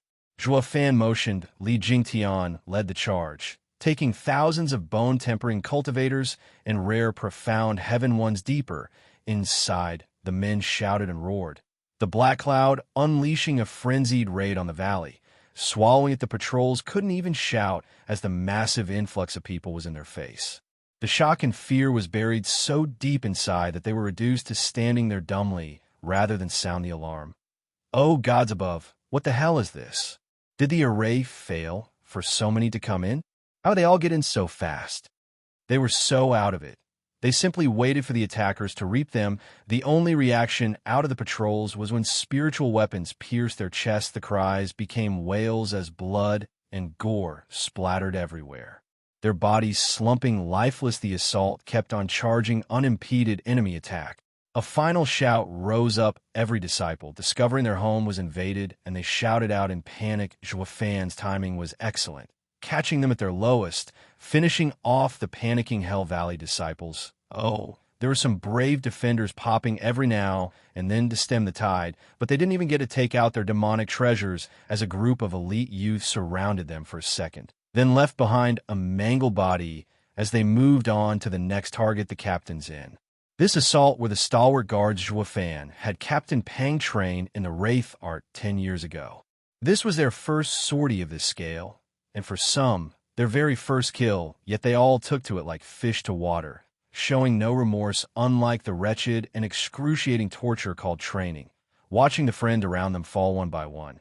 The killing here was a breeze. Zhuo Fan had sent them a hell to come back as fiends that not even the likes of a cruel and bloody war could shake. These kids will be the cornerstones of the house. Zhuo Fan stood on a distant peak, watching and analyzing the situation. Li Jingtian nodded in praise. Steward Zhuo, the training of all those years is paid up, huh? Zhuo Fan closed his eyes, tuning in to the natural symphony around him, of cries, wails, pleadings, slumping bodies in their own blood, forming a sweet melody to his ears, and bringing an innocent and genial smile to his lips. These sounds gave the signal for the Luo clan's expansion. Luo clan's march to rule them all with an iron fist. It was what he had hoped and aimed for. This goal of his was finally taking shape. Meanwhile, a stone gate flew open as a bloody and filthy Hell Valley disciple plopped inside. Blood gurgling from his throat, the 4 elders inside cried, "What is going on out there?" "Enemy attack." The disciple gave his very life uttering those 2 words. His head slumped, his life gone. All that remained were eyes filled with horror, further unnerving the men. This is absurd. Just what the hell is going on? Who are the ignorant fools that dare set foot in Hell Valley? The leader roared and others said, "But why has there been no reaction from the array? Has it been breached?" The 4 panicked. It had to be done swiftly for these elders to not notice until now that they had been invaded. What power must have done this? The 4 released their discerning fields, their minds. Eye view had them all gasping. They saw a swarm of people shouting as they killed anyone they saw. Their 10,000 disciples couldn't muster a token of resistance against a meager few thousand. The 4 senses looked further and noticed 2 men on a hill. One was in the 3rd layer of profound heaven stage and was ignored, turning to the peak radiant stage expert next to him. The 4 men felt like crying. The number of peak radiant stage experts in Tianyu could be counted on one hand. How come one of them has come to Hell Valley? The High Venerable was in the 5th layer, while the rest were only in the 4th. Not even together could they hope to beat that freak. For God's sake, who the hell is it? Regent estate or imperial family? What do we do to have them wipe us out? One complained. High Venerable shook his head. No, Valley Lord said we're still allied with Regent estate. As for the imperial family, it's now stuck dealing with problems cropping up in the last 1,000 years. It won't come. And that radiant stage expert's aura feels familiar. High Venerable, do you know him? The rest shouted. High Venerable shuddered and sighed. How could I ever forget? We all know him. Didn't we witness him clashing with Huangpu Fenglei on the eve of the Luo clan ceremony? Mad Dipper. They all cried. High Venerable nodded depressed. What's worse, what other profound heaven expert do you know of who stands by his side? It's Zhuo Fan, that demonic steward of Luo clan. We all saw him taking Li Jingtian and Huangpu Fenglei's all-out attacks like nothing. We have no hope of winning. The other three's hearts sunk to the bottom. Their faces ashen, they couldn't even handle one of them. The four old men felt like weeping. Zhuo Fan has finally struck. We get that you have to attack at some point, but why come to us? Wasn't the Regent estate always against you at every turn? We've already lost enough elders to you, so why come back for more? Think we're pushovers now. Is that it? They all felt like heaven had beset them with the greatest grief in the world, but reality came knocking, and they had to man up to the danger. High Venerable's eyes flashed with resolve. Old Third, you are the fastest. Fly to Valley Lord and report the situation. We three will buy you time. Elder brother. Old Third teared up, but High Venerable nodded with a reassuring smile. Zhuo Fan had his eyes turned to the source of those discerning fields. Oh, for senses have picked us up. So what's taking those geezers so long to come out? Are they scared and huddled together? Totally. Li Jingtian laughed. Chapter 422, Singing Another Tune. Chapter 422, Singing Another Tune. Whoosh! 3 figures flashed on the battlefield. Ignoring the whales below and going in Zhuo Fan's direction, Zhuo Fan mocked. Humph! Such good to come at me instead of running. I think they're instead coming here to die. Li Jingtian snickered. The 3 venerables appeared in their sights. They all came with clear thoughts of becoming martyrs while holding the enemy back. But seeing the 2 savages had them shaking, still High Venerable scrutinized them, gulped, and found any word lacking in the situation. The other 2 sighed, scared before even fighting. Now what? Brother, we have to buy the Old Third some time. Recalling his mission, High Venerable took a deep breath and scrounged up the scraps of courage within a shout. Zhuo Fan, you've gone too. Zhuo Fan had no time to indulge in this guy's pedantic style and asked, weren't there 4 senses? Where's the other one? High Venerable's courage got stuck in his throat. Zhuo Fan's haughty and obnoxious attitude, like a big kahuna, lorded over them with such pressure that their heads jerked back. This was called the power gap. They were like 1st-level spiritual beasts facing a 6th-level spiritual beast, with no chance whatsoever of coming out alive. The 3 threatened to burst out in tears. They were radiant stage cultivators, Hell Valley's venerables, but they couldn't even get a worthy death. Li Jingtian cracked up, jarring to their ears. Zhuo Fan shook his head. Not like one missing person would make a difference. Zhuo Fan took out a gourd and let bloodworms wiggle out. They looked downright eager to get out of that darkness they had known all their lives, ready to enjoy the big outdoors. Here's the deal. Eat it and you're one of us, becoming Luo clan's elders. Don't, and I'll just have to take you back as corpses. Zhuo Fan was like a tyrant in his demands. The 3 jerked and panicked. Zhuo Fan had actually come to them to offer an olive branch, with Zhuo Fan's illustrious reputation of a savage demon and the bad blood between the houses. They had the impression that he had come here to cull them. They were even ready to lay down their lives. So why were they so happy? To a dead man, a glimmer of hope would blossom in his heart. The instinct of self-preservation with a force that couldn't be denied. It was like jumping off a cliff and then finding out that there was an extra rope beside you. Would you capture it or let it slip? What kind of dumb choice is that? Who's so retarded to take splattering as an upside to life? But the life veterans that the old fogies were agreeing so quickly would net them what a lower status. Hence, ergo and propter hoc. High Venerable stroked his beard, held his head high, and put on airs. Zhua Fan, if you're going headhunting, isn't a bit thin? We are, after all, Hell Valleys. Elderly, kill him. Zhua Fan deadpanned, Li Jingtian grinned. Cracking his knuckles as a fire lit in his eyes, the three jerked like mice, waving around in panic. Let's be reasonable. You don't resort to violence. Umph. You old coots, I've already said my piece. One more or less will hardly make a difference. Yet you dare posture before me? It's to the afterlife with you. Zhua Fan snorted. The three jerked and bobbed their heads like cute children holding out the gourd. Zhua Fan watched them each swallow a bloodworm, and so, easy peasy lemon squeezy, Luo clan gained 3 more Radiant Stage Elders. Though Zhua Fan didn't give a flying fig about them, they were of even less value than Yin Song, a peak profound heaven expert, but every penny counted, even if those pennies were so thin and corroded that you wanted to throw them. They all had their use sometime, in the long future and the newly baked elders. Now they were clued in as to why a die-hard expert like Li Jingtian fell in with Zhua Fan.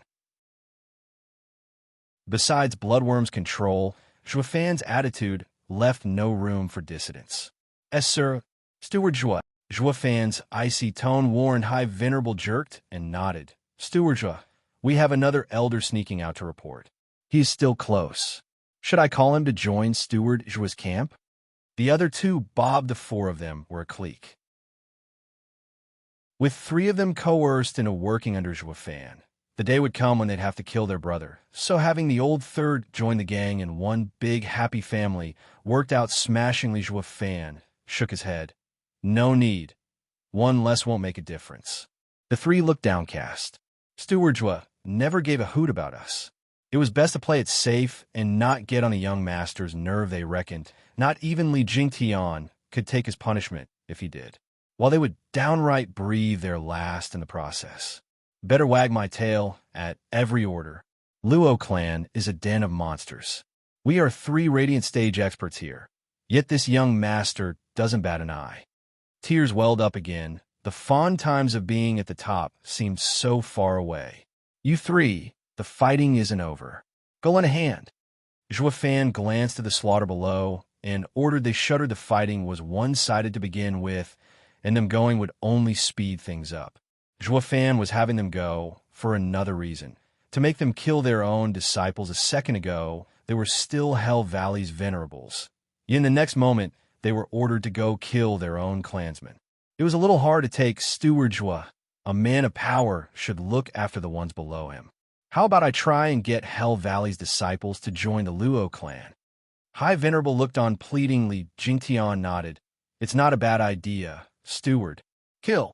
Zhua Fan snapped. "Your status in Luo clan is based solely on merit. With no merit, we'll be off with your head. Luo clan does not raise his pansies." SSS. Zhua Fan clearly wanted Hell Valley dead to the last man, dog, and weed. If the 3 venerables dragged their feet any longer, they'd soon join the bloody mud. This wasn't as simple as turning coats, but was cutting off any relation with Hell Valley. And these 3 were demonic cultivators, without shame or remorse. Now that they had grasped a lifeline, would they let it get cut over something as insipid as integrity? The 3 swooped in without preamble. They had tried their best to plead the kid's case to Zhua Fan. "It's not our fault Zhua Fan wants us to kill you." "Kill, brothers. Stand your ground." One tall disciple shouted, waving his sinister saber, pushing back the 5 enemies around. "I've already notified the venerables. They will soon provide help. Just hold on." Whoosh! A gray robe appeared before him. The disciple shouted in joy, "High Venerable, you're finally." The bright smile froze on his face as his chest gained an extra large breathing room. With blood seeping out, the High Venerable flashed to his next target. Just that this one, who had been holding on for the better part of an hour, froze on his spot as happiness was replaced with doubt. What the hell? Why is the High Venerable attacking us?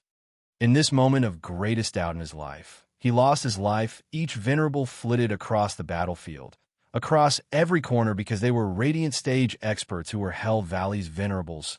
Once they joined the war effort, they mowed down the disciples by the score. Zhua Fan watched it all with a cold critical eye and a snickerly. Jingtian didn't get it. "Steward Zhua, Why did you shoot down that old guy's proposal?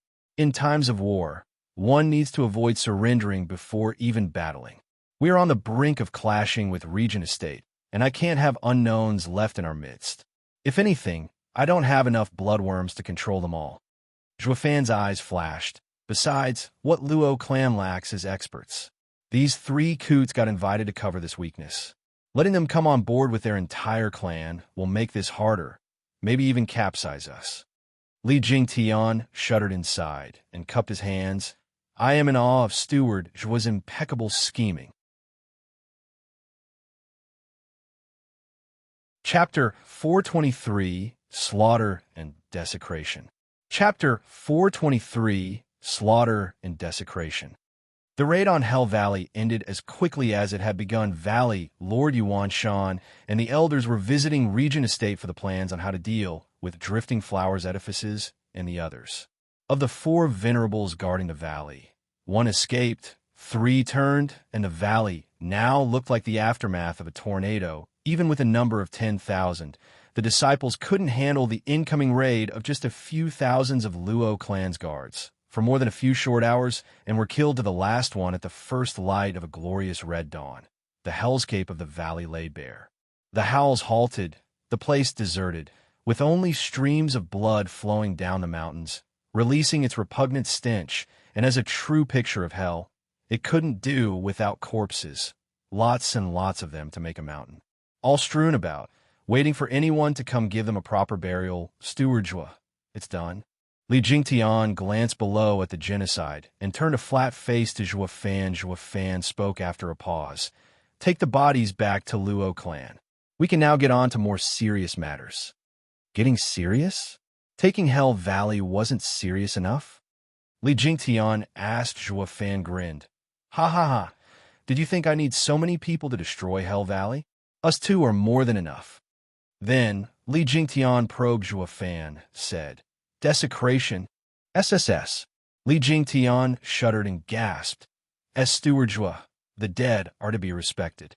Is your hatred with Hell Valley running so deep that you need to dig up their ancestors? Ha ha ha. You're jumping too far ahead. I never cared a whit about Hell Valley 9 years ago, and it goes double now. Besides, the most people I've killed came from this house. They should be the one hating me to the bone, not the other way around. Then why? Li Jingtian was lost. Zhuo Fan had a crafty smile. Go do your part while I do mine. Li Jingtian left because he believed Zhuo Fan's every decision was backed by reason. The Luo clan obeyed Zhuo Fan's orders to the letter, taking it like any ordinary day back at the job. Only the Hell Valley venerables were jumpy. They had turned their backs on Hell Valley in exchange for their lives, and were now forced to do such tasks faced with the order of digging up their ancestors. They just couldn't do it. That was where Hell Valley's elders, valley lords, and venerables were laid to rest. What logical explanation did the posterity have to dig them up? This is outrageous. The trio were going to see Zhuo Fan about this. Preach reason. That the 2 clans weren't enemies to such a degree, Li Jingtian saw through their intent and glared. You newbies, listen up and listen well. In Luo clan, Steward Zhuo's word is law. Any complaints you have will be met with a quick trip down under. Li Jingtian flew away. The trio sighed in helplessness, stopping in their tracks. A guest could only play a guest in a host home. Since Steward Zhuo wants us to shame our ancestors to get our trust, we're his men. They took this task as Zhuo Fan's test of loyalty, to have them break all ties with Hell Valley. After flipping over one's granddaddy's tomb, one lost all right to call this place home. A darn shame that all their conjectures were wrong from the get-go. Zhuo Fan never cared about them, but to prove their change of heart, they worked the hardest in tomb raiding their long ancestors. Li Jingtian didn't take much to have them figured out and laughed. Steward Zhuo, these old coots will do anything to get your trust. Haha. Li Jingtian mocked. Zhuo Fan had a faint smile. Nothing strange about it. Respecting one's ancestors is the righteous way, while demonic cultivators only pay attention to power. That makes digging up one's old man more common with demonic cultivators. When taking people in, one needs to keep an eye on their character. These 3 are expert demonic cultivators. I don't care if they bear any grudge from me after this, since all you have to do is sit on them and they'll be as meek as lambs. Steward Joie is a genius. That's why you sent the order to have them dig their ancestors. You never feared their resentment. You truly know the heart of a demonic cultivator. Li Jingtian laughed. Joie Fan shook his head. Hardly. Righteous cultivators aren't any different. Give them enough incentive, and they'll do the most menial and nasty thing you ask. Just that they had to always dress it up with fancy justice. Like they do it, huh? Joie Fan had a strange smile. Throwing Li Jingtian off on a loop, Li Jingtian's eyes lit up. Having picked up something in the corner, the Luo clan members were digging up Hell Valley's ancestors. Everywhere but there. 24 people moved around the place and looked around. Not doing much of anything, they were the Emperor bestowed profound heaven fakers while the rest of the Luo clan was putting their backs into it. They didn't do so much as lift a pebble, blast it. These guys were last in the Battle of Hell Valley, and now they're goofing off when it comes to work. See how I'll give them an earful. Li Jingtian stomped, but Joie Fan stopped him from going. Elderly, easy, let them go. Besides, they've completed their mission. When we return, take care of them and make sure the 3 newbies see it to drive fear into them. Their mission? Yep, leaking. Joie Fan snickered. Why else would I bring these losers along? To drag me back? Then you let them inform the Emperor. Joie Fan smiled. Even before the Luo clan rose to power, the Emperor had these guys play the moles. That's why I had Elderly handle them all this time, letting them report only what we wanted. After feeding them for so long, they finally have a use to report to the Emperor. What? But, Steward Joie, why do this? Isn't the Emperor focused on you? Li Jingtian jumped in fright. Joie Fan was reckless. If the imperial family joined Regent Estate in coming here, they were finished. Joie Fan could escape with his ridiculous power, but the Luo clan members would fall for sure. All the effort spent raising them for the last decade would go to waste. Joie Fan laughed. Elderly. That's only half true. He isn't focused just on me, but on everyone. Taking the lone road means everyone in this world is your enemy, be it in the court or outside it. Blinking, Li Jingtian was still lost, and Joie Fan continued. Elderly, who do you think he wants to kill right now? You, of course. He even allowed the 7 houses to use the demon purging decree. Wrong. He wants to get rid of chess pieces. Me, Regent Estate, and Zhuge Changfeng included. How will the nation change if he only gets rid of me? Regent Estate will get the houses, becoming the biggest power outside court and a threat to him. While in court, Zhuge Changfeng will be against him every step of the way. This is something he wants to avoid at all costs. So after getting wind of what we're doing here, he will not only sweep it under the rug, but even help me. Joie Fan's eyes shined, his voice firm that confused Li Jingtian even more. Help you? Indeed, Joie Fan smiled. I can't kick the bucket just yet, or Regent Estate will have free reign. We got word that he has sent divine dragons to assist the Regent Estate. To help, all right, but it's only a thinly veiled disguise to force them into fighting us. He doesn't want us to remain in a stalemate. But when I make my move, because Regent Estate is stronger, they will act faster than me. At that time, the help will drag the Regent Estate down to give us room to build strength and fight only when we're on equal footing. That's the best way for the Emperor to swoop in and swallow us both, by letting those fools snitch to the Emperor. I am in fact telling him that I've made my move and plan on removing his biggest thorn, the 7 houses. This will make his day, for sure, and he'll tell Feng Qiubai to hold back Regent Estate's campaign against our allies, while giving me time to take these corpses back and refine them. That's all we need. Once we get these bodies ready, no one in Tianyu can stand up to us. It will be ours for the taking, Cackling, Joie Fan's eyes shone with confidence. The Emperor had taken into account every step across the board. But what he overlooked were my killer moves. This will be his downfall.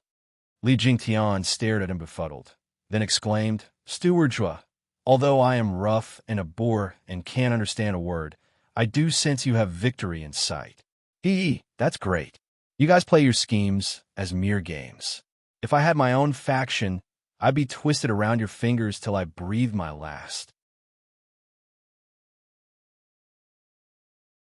Chapter 424, Worse Than Death.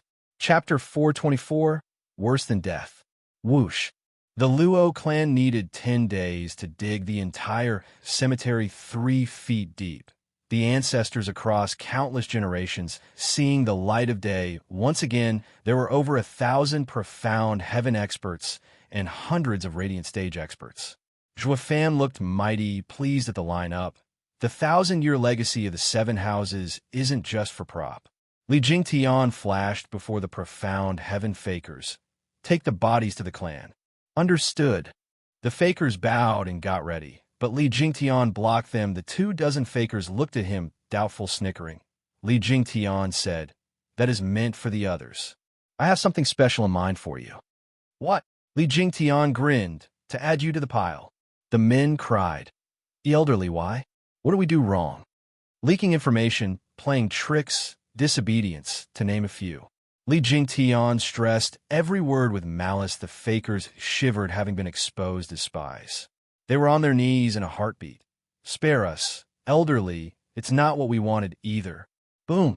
A mere flick sent such a violent wind that scattered them all over the place. Blood and gore raining down. "Humph. Had you just owned up, you'd still have a corpse, but you just had to calm my ear, making me do it myself." Li Jingtian flicked.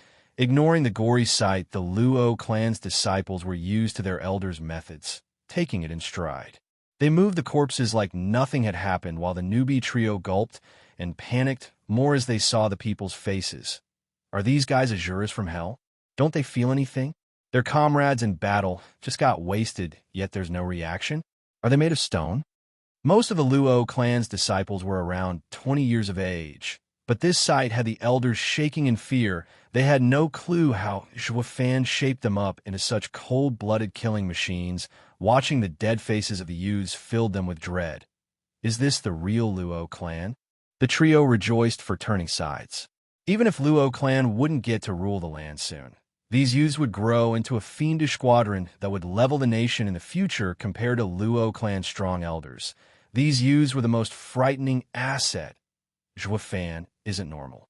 Even though they were demonic cultivators themselves, they'd never thought of running their disciples through hell, to say nothing of doing it en masse. Besides fear, the trio now had respect. When looking at the distant Zhuofan, demonic cultivators worshipped strength.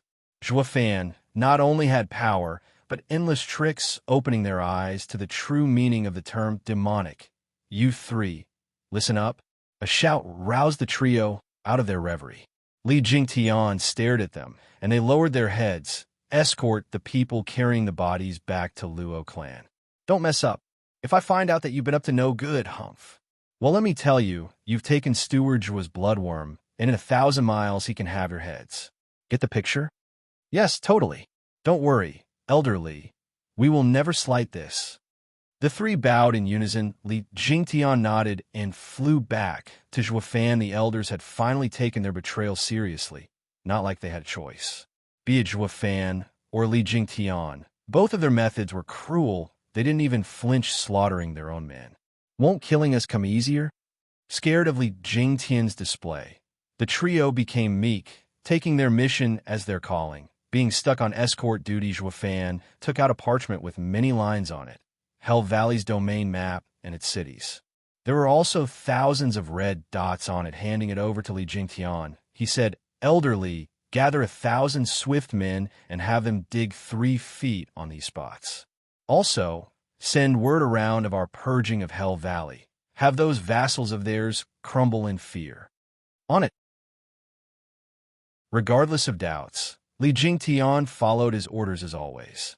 The 1,000-men detachment spread in all directions, sweeping the Hell Valley domain in search of their targets. Zhuofan and Li Jingtian began their own search.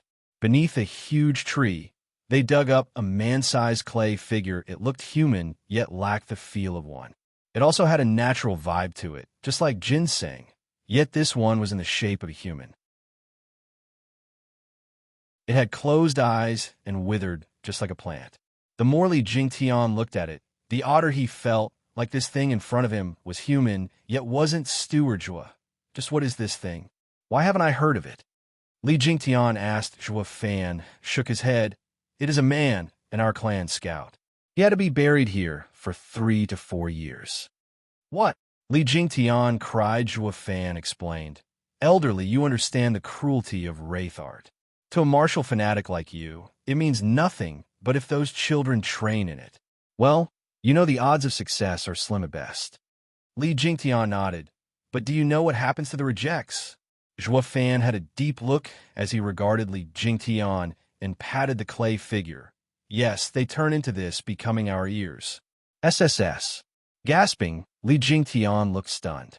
The clay doll had no human feel. No matter how he scanned it, it was just not human, yet it once was. Steward Zhua said, just now that it can send information. But how? Zhua Fan continued. On failing to cultivate the wraith art, one would die at worst, while at best they would have their meridians shattered and live the rest of their life as a vegetable. But the demonic path has a skill, myriad breaths, a soul-cultivating cultivation method, though not without its caveats. Only the soul alone can be trained, turning the vessel into a dried husk. In time, the soul's aura will, along with the body, blend in with nature, turning into this human pillar. Don't take it for just a clay man, when in fact it has a soul stronger than a profound heaven expert's. And with its sublime feel, tuning in with nature itself, not even a radiant stage expert can pick up on it. I had the kids who failed to train in wraith art, train in this myriad breaths, and become human pillars. Miss Lay and her team buried them in the 7 houses vicinity at their doorsteps. Through their souls, they send out the information in a 1,000-meter radius. In this way, it is relayed to our scouts 100 miles away, where it is decrypted through another method and safely brought back to me. How else could we have known of Regent Estate's plan to attack our allies? That Valley Lord took his elders to Regent Estate and left his home empty for us to attack. Although Luo clan was late in setting up its intelligence network, we are without a doubt the best in Tianyu. Zhua Fan laughed at Li Jingtian's goony look. There is such a magical art in this world, and Steward Zhua used it to gather intel. Looking down at the silent clay man, Li Jingtian sighed. Just who could make such a degenerate cultivation method? What's the point of having a strong soul if you'll end up like this, a frozen husk? This is a life worse than death, living in constant pain. Correct. That's just what this cultivation method offers, a life worse than death. And its creator didn't even train in it.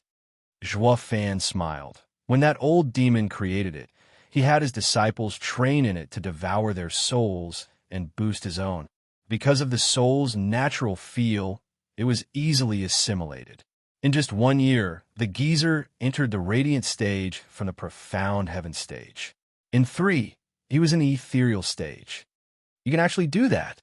Li Jingtian's sad look turned brighter, drooling at the clay man. The kid training in myriad breaths can be such a wonderful tonic. Who knew? Zhua Fan mocked. Elderly, let me stop you right there. There's no such thing as shortcuts in cultivation. I haven't finished telling you how the old demon met his end.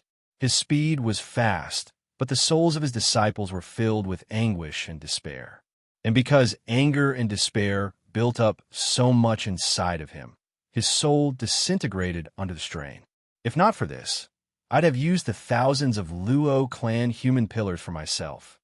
Shuddering, Li Jingtian chuckled awkwardly. I should have known by now. Steward Zhua isn't one to let any chance slip. This goes to show the method has issues. Chapter 425, Fodder is Fodder. Chapter 425, Fodder is Fodder. Zhua Fan took Li Jingtian across the central area of Hell Valley, picking up human pillars and spreading rumors of Hell Valley's destruction at the hands of the Luo clan. This breaking news created a wave that shook all of Tianyu. No one had seen it coming. That Luo clan would ignore everything and strike down Hell Valley without a rhyme or reason. Any Tianyu citizen worth his salt knew that the 7 houses and imperial family were in a balance, and that the imperial family would never allow for another house war to break out. The testament was Regent Estate holding onto its ambitions for Drifting Flowers edifices for the past 1,000 years, just so that the imperial family wouldn't get an excuse. But Luo clan, in all its insufferable boldness, had ruined everything. It tore its confinement, lashed in the face of the people, and ripped Hell Valley off the face of this world. It was not just a petty house squabble either, but a show of force to the Emperor. All clans had now turned their gazes to the Emperor, waiting for his response. They were also praising Zhuofan's powder keg-like temper, thinking that lashing out at the Emperor wasn't bad enough for him to go ahead and drag his clan down with him as well. This was a hefty crime deserving of total annihilation in the face of the new house's rebellion.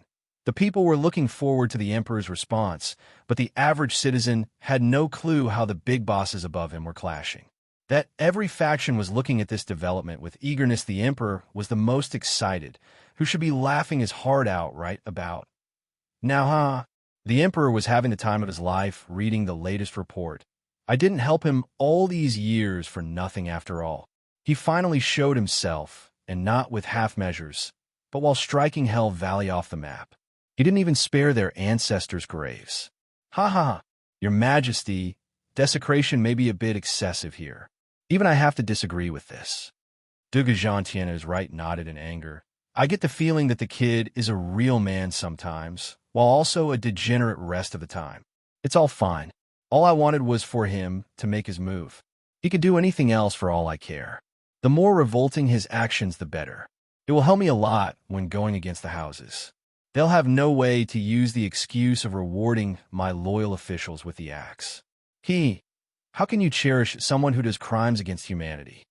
The Emperor revealed a twisted smile. Dugujantian nodded. The setting the Emperor had laid out was cunning and vile, unlike his candid nature as a god of war. But for the safety of the people, on eliminating these variables, he would fall in line and obey the orders. Your Majesty, when will I act? No rush. Let them squirm around a little longer. The Emperor sighed. However, I do need to show the people my stance.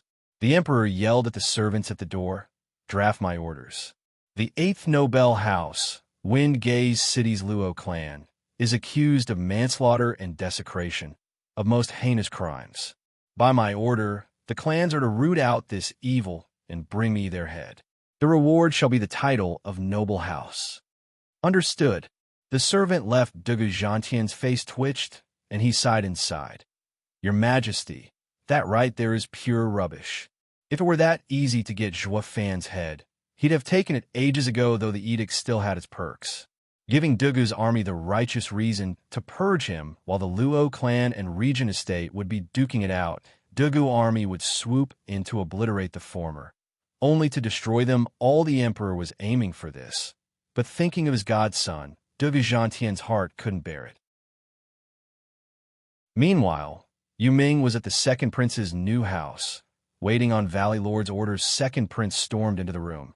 Something huge has just happened, Sir Yu Ming. Second prince, easy.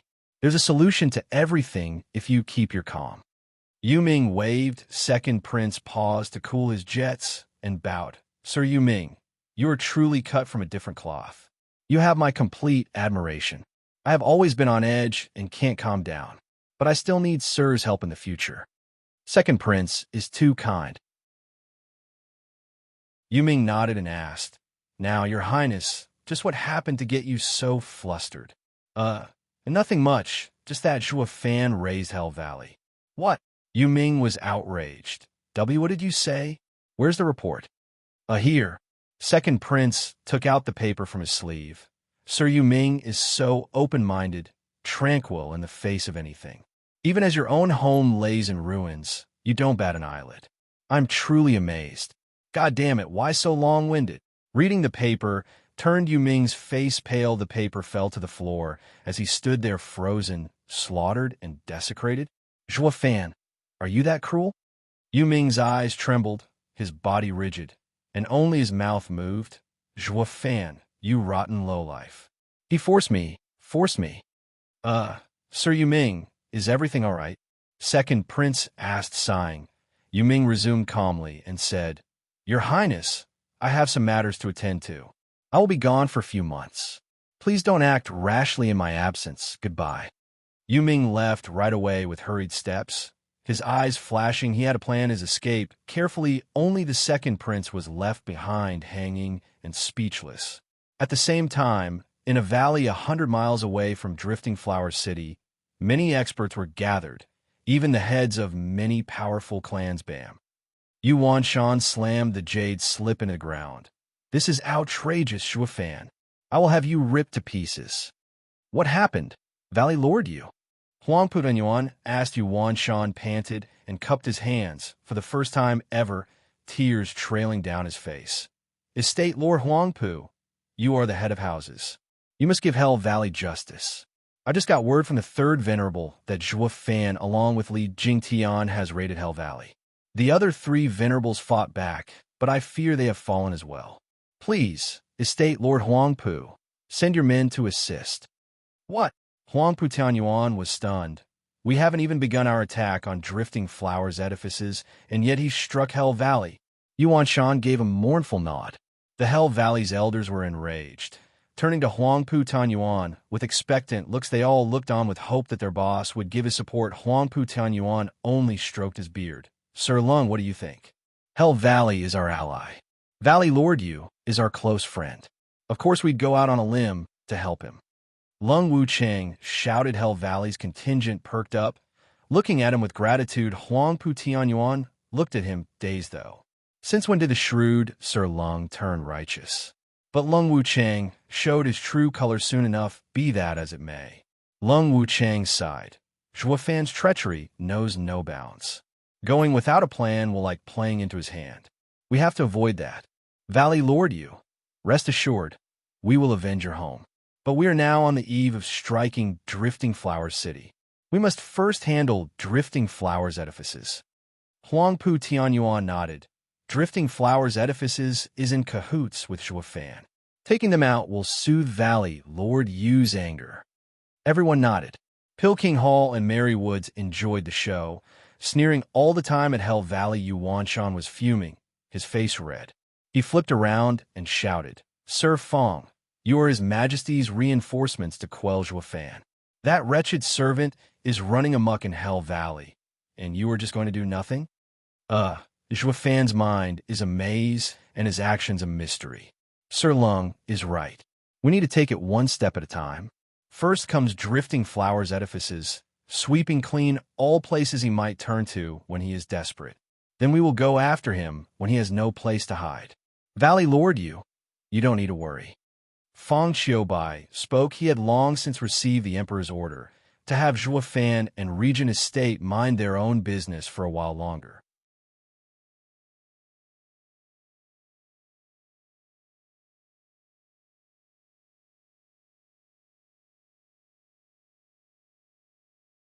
Chapter 426, Drifting Flowers Edifices Siege. Chapter 426, Drifting Flowers Edifices Siege. In Drifting Flowers Edifices' main hall, Grandmother took the seat of honor with a frown. On each side of her were the 15 overseers. Bang. Grandmother threw a sending jade on the table and sighed. This is the Luo clan's 10th message. And like the ones before it, they all warn of a great disaster, that we need to retreat to Luo clan. What do you all say? Humph, that vile ingrate. Our edifice lord sacrificed so much for him, and this is how he repays us? By stealing our most sacred treasure. Who'd believe his messages? I bet it's just another one of his sick, twisted schemes. Peony Overseer was the first to show a negative attitude, her anger having reached a boiling point. Iris Overseer nodded after a pause, yet the frown never left her. Nevertheless, even with Zhuafan's insidious mind putting us on guard on every one of his actions, it's better to believe the worst than be skeptical and suffer because of it later. Taking up arms won't harm us in the least. I have already activated our defenses for any eventuality. Grandmother nodded. As for the credibility of these jades, it remains to be seen. Boom! A rumbling sound came from outside. Rattling their ears, all overseers looked on in shock. Grandmother shook and turned downcast. Shout! Dandan burst in as fast as her legs could carry her. Oh God! Enemy attack! Dandan, speak clearly! Peony Overseer said. Shout! Dandan gasped a few times. Drifting Flowers City's guarding array is under attack. Senior sisters are now inside to defend it. What do we do, Grandmother Master? We're really under attack. The overseers were incredulous. Turning to the jade slip with regret, Zhuofan meant nothing more than to simply inform them by sending those messages, "Grandmother." The 15 pairs of eyes turned to her. She was feeling as much regret as the next woman there, but she couldn't let it show. As the leader, everyone believed her words were always right. Even when wrong, any doubt would cripple their morale, and the battle would be half lost from the start. Grandmother flashed her eyes with steel determination, conveying confidence in this great crisis. Confidence she didn't have. Iris asked the 3 venerables to come. "Peony, send jade slips to our allies for help. The rest of you, follow me to meet the enemy. Let's see which bastards dare challenge drifting flowers edifices." Grandmother hammered her staff as she made her way forward with dignity and strength. The others regained their calm and flew out of Drifting Flower City. Iris and Peony set about their tasks. Only Xiao Dandan was left there pouting. Didn't he tell us again and again that this'll happen? Now, even if you do believe him, we are cut off and can't run. Dandan, what are you mumbling? Who taught you to talk of your betters behind their back? Peony Overseer glared. Xiao Dandan retorted, "What talking back? It's the truth. We got a clear warning for 3 months that this was going to come. You know nothing." Peony Overseer barked. "Don't you know who Zhuofan is? He even stole Bodhi root from us. How can we trust him? How can we be sure it's not another trick? But it was Yin Fu who told me.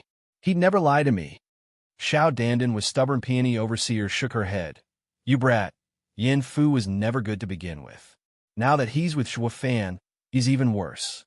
No matter how sincere, he needs to first prove that Zhuofan had nothing to do with it, that it wasn't false. You think I don't know where you've been running to these months? Besides bringing the 10 sending jades, you still have 28 more love letters from that kid. How can a pure girl like you be like this? Have you no shame?" Xiao Dandan blushed and huffed. "That's beside the point. They have been giving us real information all along, yet you always second-guess his intentions, thinking there's a plot where there's nothing. You silly girl, you've been growing bolder, I see, to talk back to your master. My lessons haven't been thorough enough, it seems."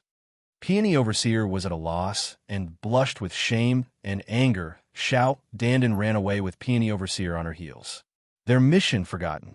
Grandmother took her overseers outside and gasped at the sea of black.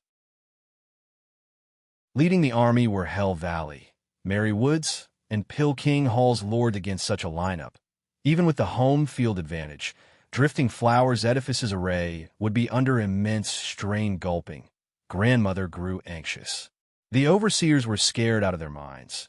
Shaking all over. Yuan Shan sighed, laughed. "Grandmother, we 3 vow to take Drifting Flowers Edifices.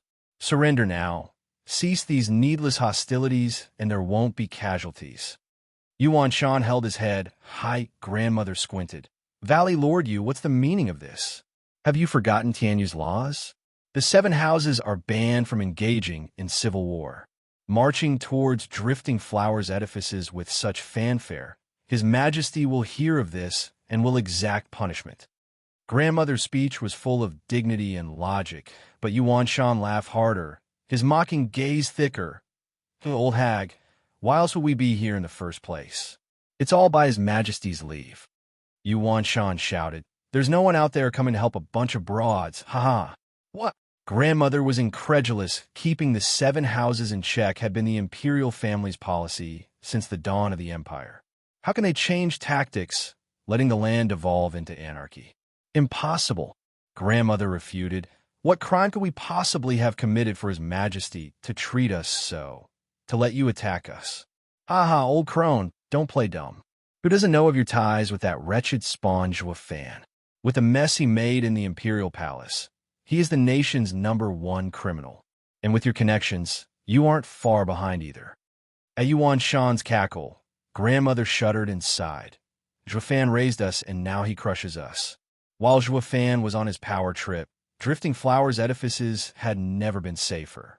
But now that Zhuofan had become the national enemy, the others used this excuse to get to Drifting Flowers Edifices. Their 1,000-year-old legacy would lay in ruins. Was it truly the right choice to have an alliance with Zhuofan? Much good did that thinking do at this point. All they could do was buy time for their allies to come help. Grandmother flew up and shouted, "If you want to destroy drifting flowers' edifices, then come. I will face any contenders." Ha ha ha. I've heard so much of the Lady of Steel and have long wished to try you out. Yuan Shan flew forth, covered in gray energy, letting out eerie cries of infants. Hatred and grief filled the sky, sweeping grandmother in its clutches. With the shrieks of agony, malignant specters made of anguish, bit at her Hell Valley's profound ranked martial art, demonic face seal.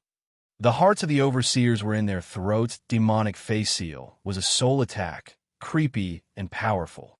Grandmother had no power against it. Yuan Shan laughed, finding victory in his grasp. It was then that a glaring white light flashed. The howling sea of agonized faces came to a halt as ice spread all over them. They cracked to pieces, pulverizing the demonic faces, leaving room for grandmother to walk out and send Yuan Shan flying with a palm to the chest and leaving behind a scarlet trail. Chapter 427, Crisis. Chapter 427, Crisis. Yuan Shan spat out frozen blood as he wobbled to his feet. Drifting flowers' edifices, profound ranked martial art, heavenly austere ice palm, trained to such perfection it can even freeze my demonic face seal. Congratulations, Lady of Steel.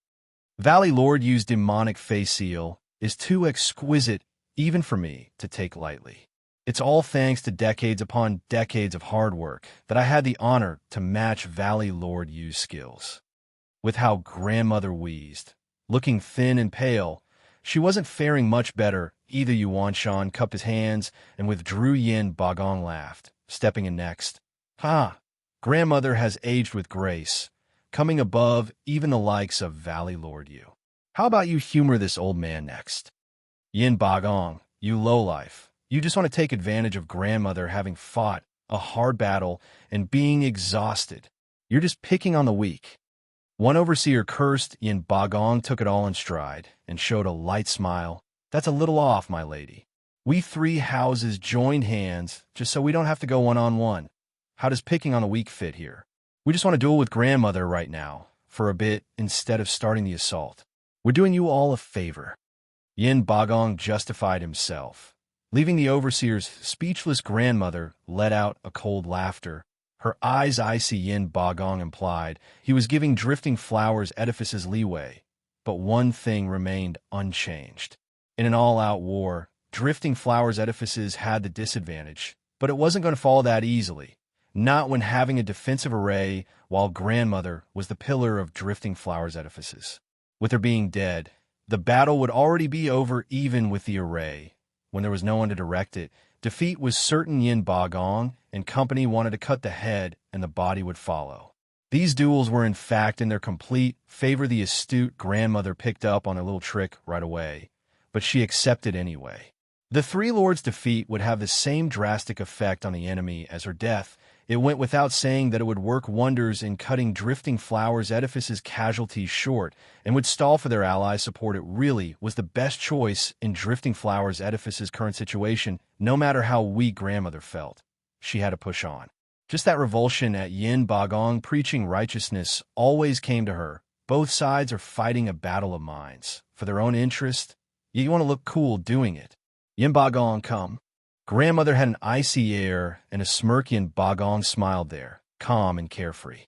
But the next second, he turned savage, launching Rainbow Cloud Palm with both hands. Pil King Hall's signature move. Grandmother knew it was coming and had a shield of ice around her.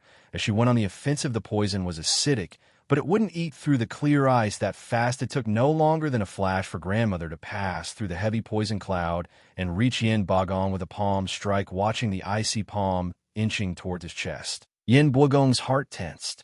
His fate would soon be the same as Yuan Shan before him. He might be on edge at the incoming ice, but not panicked. He even had time to show off a creepy smile. Grandmother had a bad feeling about this whoosh. From the thick fog, one man shot in front of Yin Bagong and punched. It was Mary Woods' Lin. Rough on you. Grandmother cried. Lin rough and grinned. One and only. The punch and palm collided. Lin Rufing's savage power pierced the ice on her palm and wreaked havoc in her body with a sharp sound. The icy shield collapsed, and 10 fierce blows hammered her body. Sending her flying, she shot through the poison cloud and into the ground. The blood she spat tinted the ground in eerie colors. This was the worst outcome. Grandmother was heavily wounded and poisoned by the rainbow cloud palm. Puffing out more blood, Grandmother glared at the two above with endless hatred. Mary Wood's profound ranked martial art, empty cloud art. Our empty cloud art is based on speed, splitting an attack into several blows to tear up your insides. The more advanced the cultivation, the more splits. You may have ice protecting you, but not even that can block all of them. I have managed to unleash 20 splits. Ha ha ha. Lin Ruffin laughed in pride. The overseers rushed at Grandmother's side, giving a hateful glare at the two lords above. You no good 2-bit filthy scumbags.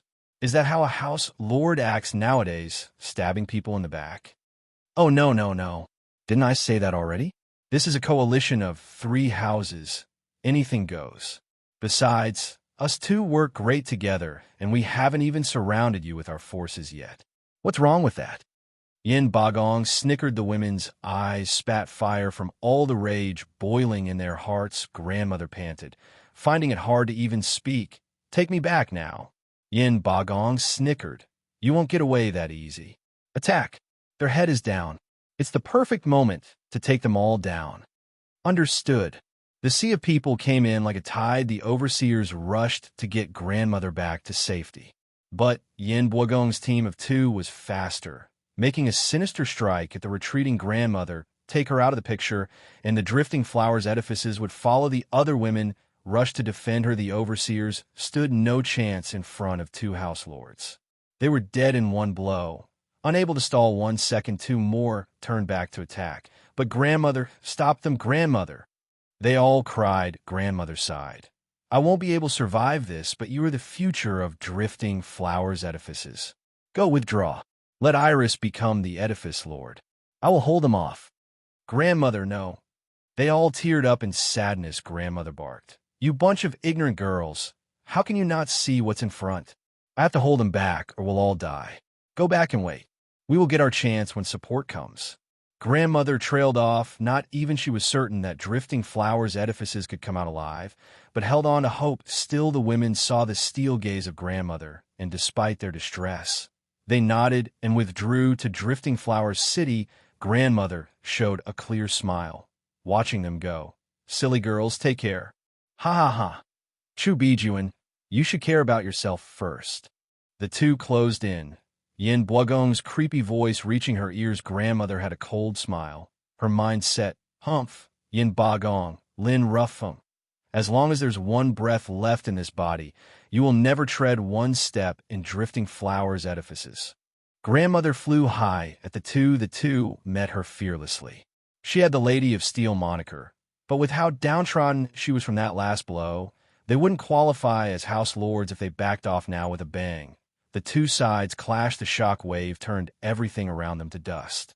The 2 kept on attacking, even as Grandmother was spurting blood and lost consciousness. Her frail and damaged body slammed into the ground. Grandmother! The women shed tears of pain. At their helplessness and their weakness, Yin Bagong walked over and struck again. Ha ha! The great Lady of Steel's head is mine for the taking. Something shot straight for Yin Bagong. He squinted and looked shocked, killing with intent. A radiant stage expert. Chapter 428, 3 Venerables. Chapter 428, 3 Venerables. Bam! Yin Bagong panicked at the incoming soul attack and put up his defenses. Despite being a mere profound heaven cultivator with no chance against a radiant stage expert, the intent left the 2 groaning. Yin Bagong even flew away, leaving a trail of blood in the air. Lin Ruffing stopped dead in his tracks, trembling and rooted Russell. 3 graceful figures floated between Grandmother and the lords, drifting flowers edifices. Venerables looking back at the unconscious Grandmother. One shouted, "What are you waiting for? Get her out of here." Understood. The overseer's morale soared, flying away with grandmother. They were at ease knowing the venerables had their back. The tide of people came to a halt as well. Humph! You lowlifes dare set your eyes on drifting flowers' edifices?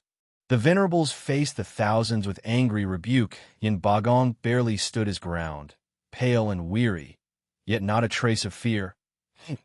Big word for just a bunch of broads. If not for the imperial family's help in the past millennium, you'd never see today. Don't think for a second that being in the Radiant stage will change anything. Which of us houses doesn't have its own venerables? Now more than ever, when we have the great Regent estate taking the lead. Ha ha ha. We are the ones behind this siege. Laughter shook the area. To everyone's shock, an astonishing power surged as a grizzled old man showed his face, his eyes flashing like lightning. His face excited, each of his breath felt like the world was sucked away, then unleashed back as a storm. The three venerables squinted and shouted in shock. Huangpu Fenglei, my purpose here is to deal with you three. His head held impossibly high. Huangpu Fenglei flicked his hand with disdain. I'm not one to pick on women, so I'll take you all on. Twitching, the three turned grave despite living in seclusion. They had all heard of Huangpu Fenglei's name. He was a rare peak Radiant stage expert in this world. The ones capable of fighting him in Tianyu could be counted on one hand. Sure, there were three of them, but the strongest was only in the fifth layer. It'd hardly make a difference.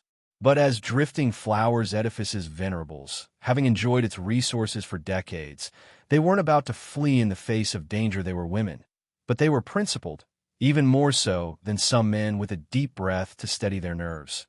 One showed her will to fight or die, trying, sisters, today's the day we will fight for justice. Ha ha, it won't matter. We've lived together and we'll die together. A fitting end for our 100-year friendship. The two laughed. The first smiled, having reached an understanding. All flew at the mighty Huangpu Fenglei, with not 1 ounce of fear. Huangpu Fenglei praised. I've heard of drifting flowers edifices women being staunch, and now I see it for myself. You are far better than some male wolves drunk on power. Huangpu Fenglei continued. I will give you 3 free shots at me before I attack, seeing as I'm so kind.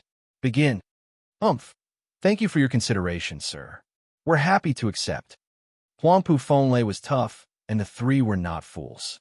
If the guy gave them 3 free moves, they weren't about to refuse. They had a non-zero chance. Impossible odds true. But there was always the luck of the moment. The least they could manage was injure him. Stopping him from breaking the array, it would give some value to their deaths, knowing to have returned the kindness drifting flowers edifices offered them for so long.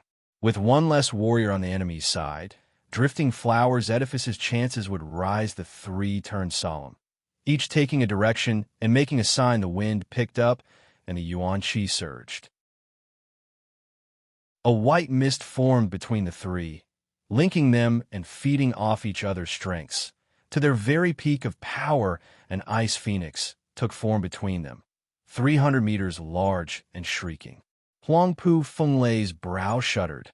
Combination martial art? I never knew you'd be so in tune with each other, of the same heart and mind. Humph, who needs your praise? You should take this instead. The leader of the three scoffed and pushed out her palms. The other two matched her perfectly. Shriek. The ice phoenix unleashed its full killing intent on Huangpu Fenglei as it charged. All in its wake turned to ice. Even air itself. Yin Bagong cried out in shock. Radiant stage experts weren't without their fame, while a combined attack from 3 went farther. Such an attack would wipe them out. Peak profound heaven experts, along with half the people there, forget about fighting drifting flowers edifices at this point. It was a miracle if the army stuck together. Yin Bagong and Lin, roughing, exchanged a glance, and cold sweat ran down their spines. Thank the Maker they had Regent Estate on their side. With High Venerable's personal interference, the casualties would have been horrible without him. These broads sure are tough. Unlike everyone's panicked look, Huangpu Fenglei praised and looked on with a calm expression when the ice phoenix got near him. He waved. Humph, this skill sure is dangerous, but not to me. Huangpu Fenglei clutched the ice phoenix's neck and squeezed with a bang. The phoenix crumbled into glittering ice. Huangpu Fenglei grinned. First.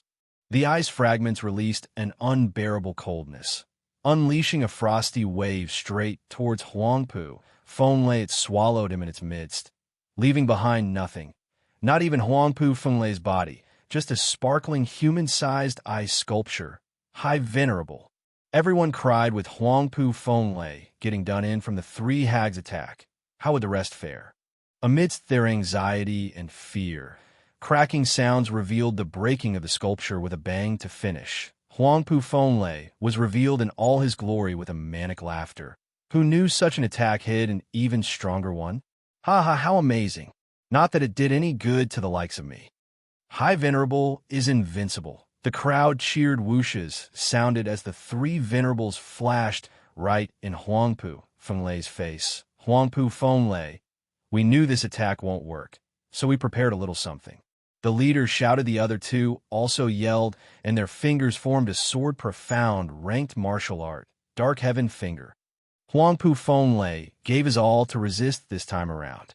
But the ice and coldness from before had him slowed down, giving the three venerables enough time for their sword fingers to hit his pressure points with the sound of freezing water. Huangpu Fenglei felt icy coldness invade his body and freeze his veins. He was shocked that Yuan Qi could hardly stop it. This can't be.